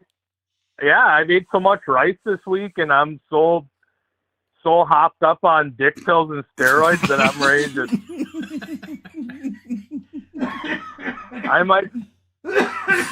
When they're actually doing when they're doing engine build out, I might just go fuck one of the cylinders. I don't know. Oh my God! What the fuck? Oh, Alex just fucking creamed her pants in bed watching this on her phone, right? It's like, that's what you think, yeah. Well, That's all right. I mean, it happens. Oh my Boy, god! everybody wants Macri over here. Everybody wants Macri here. Why? Dude, the Super 8 across the street ain't no better than this. I mean, this is nice. The Continental's nice. Fuck y'all. Well, shit. What I was thinking, because obviously every hotel in the whole 900 mile radius is sold out. We got two beds. We got 2 beds. You need a bed, Spike? Yeah, I'll chip in for the cause. If you guys are Well, offering, you might I have don't to mind. sleep with the dog, but it's there's a bed. I mean, I've seen worse. So, but I'll try to get Alex No, I to don't sleep care. with me. You're no, I'm just playing. Nicole. Wow. No, I'm Ooh, not Nicole, doing Nicole. No, Nicole's a no. I'm yeah, sorry. you are. No. You already did, so it's okay. You can't be saying this out Didn't loud, she, Spike. Didn't No, she that give never you happened. A phone in exchange for sexual favors? No, she gave me a camera and there was no exchange made. So, but you hooked up nonetheless. So, No. but No, outside I of the did phone not trade? hook up with Nicole. I'm sorry to disappoint you. You know I who mean, will be in we're town talking- tomorrow? You know who will be in town, though? Who? The Aaron chick and Sparkle Belt. Who's Aaron? That was the girl that I was trying to meet. Remember I was telling you there's this Aaron chick that I was trying to meet, and then when I finally met her, that's when Sparkle Belt popped up. So this Aaron chick's Jesus Christ. this Aaron chick's still been like messaging, and now she's all You know hyped there's up. like- They all watched her show, Spike. Me and your show, everybody watched it in Wisconsin. Apparently, all of them. They hate you. Oh no! They all hate you Good, now. thank you. The fucking the. I hope the- they do. I don't know how you're gonna walk in the Scotty Thill trailer again without getting assaulted, but Why? it's gonna. Scotty Thill. No, once you talk about the women, Spike, these short little fucking small dick white guys can't handle it. They're coming for you, Spike. They're coming. But anyway. What women? I didn't talk about any women. You just Sparkle Belt, dude. They like you said. I mean, like Connie said, fat and old. That plagues them all. They don't think of it individually. But regardless, Sparkle Belt will be here. Connie and me are tight. Me and Connie are tight though. We made. Connie's He the one was that wants you to stay misunderstood. tomorrow. I mean, no, I'm just playing, but No, because you tried to put a wedge between me and the loose cannon and Mrs. Loose Cannon, and that's your fault. So. listen to this narcissist go to work, man. That's a great way to put I it. can't help it that I am such a noble human that you have to degrade me. You degrade yourself sad. all the time, Spike. I don't have to help you. You do it all the time. That's all right. I mean, I just am honest. And, When are you going to be at in Knoxville this tomorrow, Spike? People respect honesty. I don't know. They don't hit the track till like 8 at night there. I know, but the party in the shed with Alex is going to be at like 4. Well, I'll let you guys get lubed up, and then I can just come in. And, If you're going to stay here at the house, Spike, you got to get here early. We'll go live tomorrow night after the race is over. I don't have to get there early, dude. It's not that kind of party. I mean, I can roll in Spike. whenever. The party with Alex, if she didn't describe it all already, is pretty. You got to get there early. It's like raffle tickets. I don't. The lower the number, the higher the The reel. nighttime. The nighttime is the right time, my friend. Oh God! All right. I let everyone else do the work, and then I just tune in later. But no, I gotta mow lawn, man, in the morning. It's 3 hours to take care of the acreage, so I'm gonna get that shit all done. I'm gonna get up early and do it, and maybe hit the iron, and then hit the road by noon or 1 maybe. I don't know, noon. That'd get me there like 6. But fucking hey, is there rain or not? No, it's all good now. Yeah, I don't know. Oh, okay. It was supposed to, but Yeah, it was supposed to storm all day today. It didn't even fucking drop. Because that's my worry is I get my ass there and then it's all rain out. But No, tomorrow's for sure gonna race. Saturday's chances are pretty much gone now, I think. Yeah, it's quite, but pretty much so. So yeah, we got to go for I'm kicked out of the house. So. All right. Well, what were you staying? Like under Mac's truck tonight, or what? No, I have a room, Spike. This decent thing that people have for other humans. So you really live in the Loose Cannon Castle? In the castle, yes. Wow, Loose Posted Cannon up. Castle.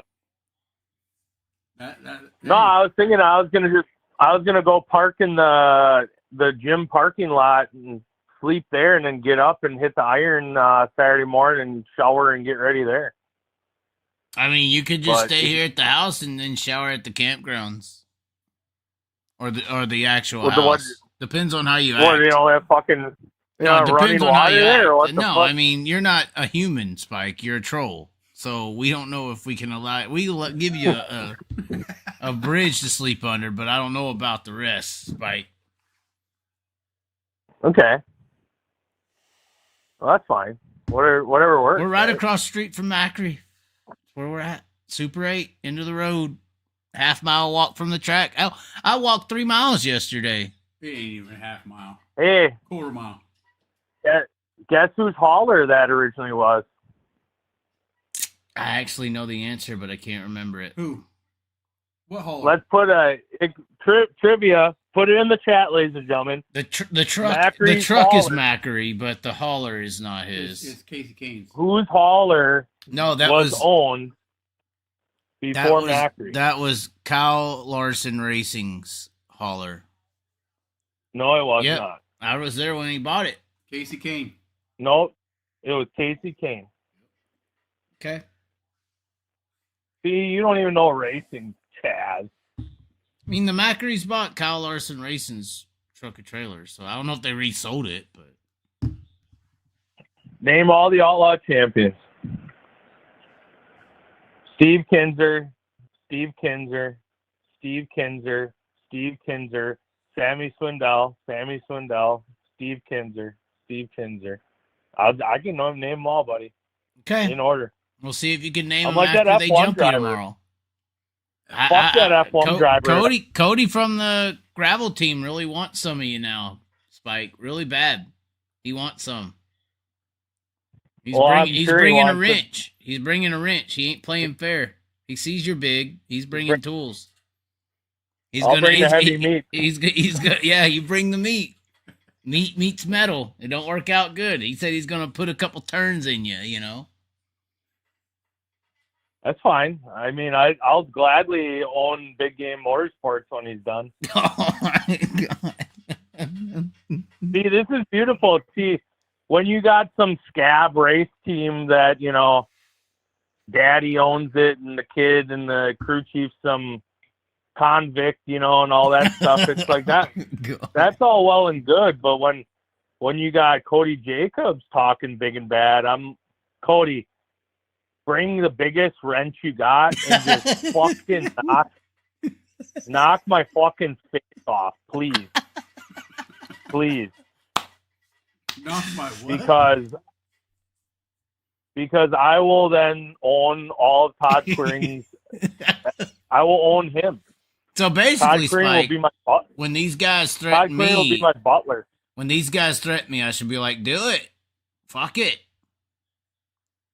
They don't get it. This ain't the old Wild West where, you can rough up people. There's too many cameras and there's a lot of big name sponsorships, right? So Right. all of a sudden it's, Houston Speedway ownership group assaulted a YouTuber. An innocent bystander. Yeah, it's a young man named Chaz who was a big fan with his video camera, was filming, and the crew chief hit him with a 3-foot wrench. That is bad publicity. That's not good. That's not good.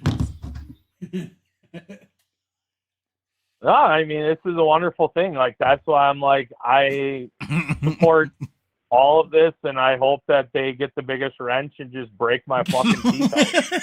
Oh my God, Spike. Oh, that's bad. It's okay. I mean, that's what I'm I saying. mean, I was just kidding about Cody wanting some of the Spike, but it sounds like an interesting show. We can make it happen. It's a great. I mean, you got to look for your opportunities in life, and that's a good one. That's a good one. Okay. WWF at the Continental. At the Continental, dude, I swear, somebody wants Macri and Sunshine in here. I don't, no Sunshine allowed. We're underground. Dude, I'm gonna get all Sunshine's the ones he rejects. I'm gonna take him back to the Macri. You're gonna take his little solar flares. You're gonna take his solar flare. Yeah, whatever ones he rejects, I'll just say, "Oh, honey, that's okay. Let's go back to Macri's trailer. We'll lay underneath it." Okay, we got it. We are literally getting kicked out as we speak right now, I think. All right. Connie. Oh God. What the fuck's Connie got to do tomorrow? Work. Yeah, I guess. Tell her you guys should charge for parking in the front yard. That is true. Probably will be worth it. It's gonna be a big weekend, NASCAR weekend. $5-10 for parking, man. Yeah, at least 10. Hey, what was up with Todd Quinn? Is that really him? What? In your chat. I don't think so. Everybody thinks it's you, Spike. Dude, I was in the chat talking, like when he was... Yeah, you got your cell phone and your iPad, and you're working 2 accounts. That's what they're thinking. Dude, I'm white and slow and in the country. How the fuck could I do that? I don't even know how. Yeah, of course, but you got like 6 You fucking really give spikes. me a lot of credit here. I went to unblock your chat account, and Callum Williamson was a chat moderator. You fucking douche. I believe that. You love that boy. You probably made him the moderator. He probably is your moderator. Connie's here trying to get us to leave. Put Connie on camera. Connie, this is not good. This is the Spike. Tell Connie I'm sorry. What happened? You just get bitched out? Dog was scratching at Haley's door. Oh my. Connie? He's trying to talk to Connie. Connie, what's your favorite color? What's your favorite color? Is that your opening line to these innocent women that you prey upon? No. I'll bring her a housewarming gift if she lets me, sleep on the floor and use the shower. Oh my. Well, we'll see you tomorrow, What's she Spike. like? We're getting kicked out. It's pillows. over.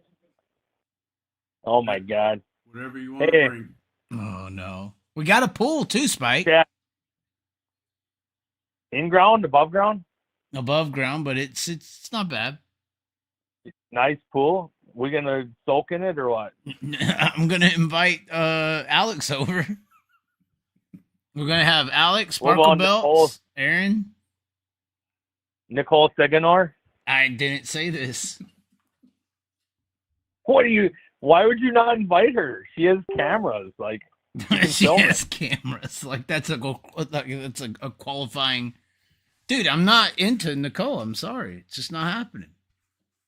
I'm into women around a pool that want to, drop top or something. Want to what?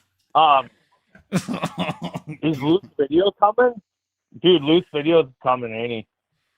No. Dude, fucking Loose Video's gonna come and cry again, isn't he? Bedtime. We'll see you later, Spike. We gotta go, Spike. We're done. You lost your place to stay. It's over. Good to see you guys. Hopefully a fuel tank lights on fire this weekend. So. Fucking bastard. Bye. Fucking Spike ruins it all, ladies and gentlemen. But anyways, Thanks for tuning in to the Continental. Might be the last episode in the Continental, apparently. No, it's not. Fucking white people. Never trusted Thailand.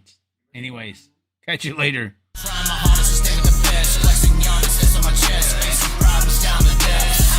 I'm ready to rip. I'm correct. A piece in the water. Hit my mark. Hooking its head. Ain't being honest. Wearing my Honda. Strapping his harness. Ready to rip. Jump on that track. Ready to roll. Ready to rip.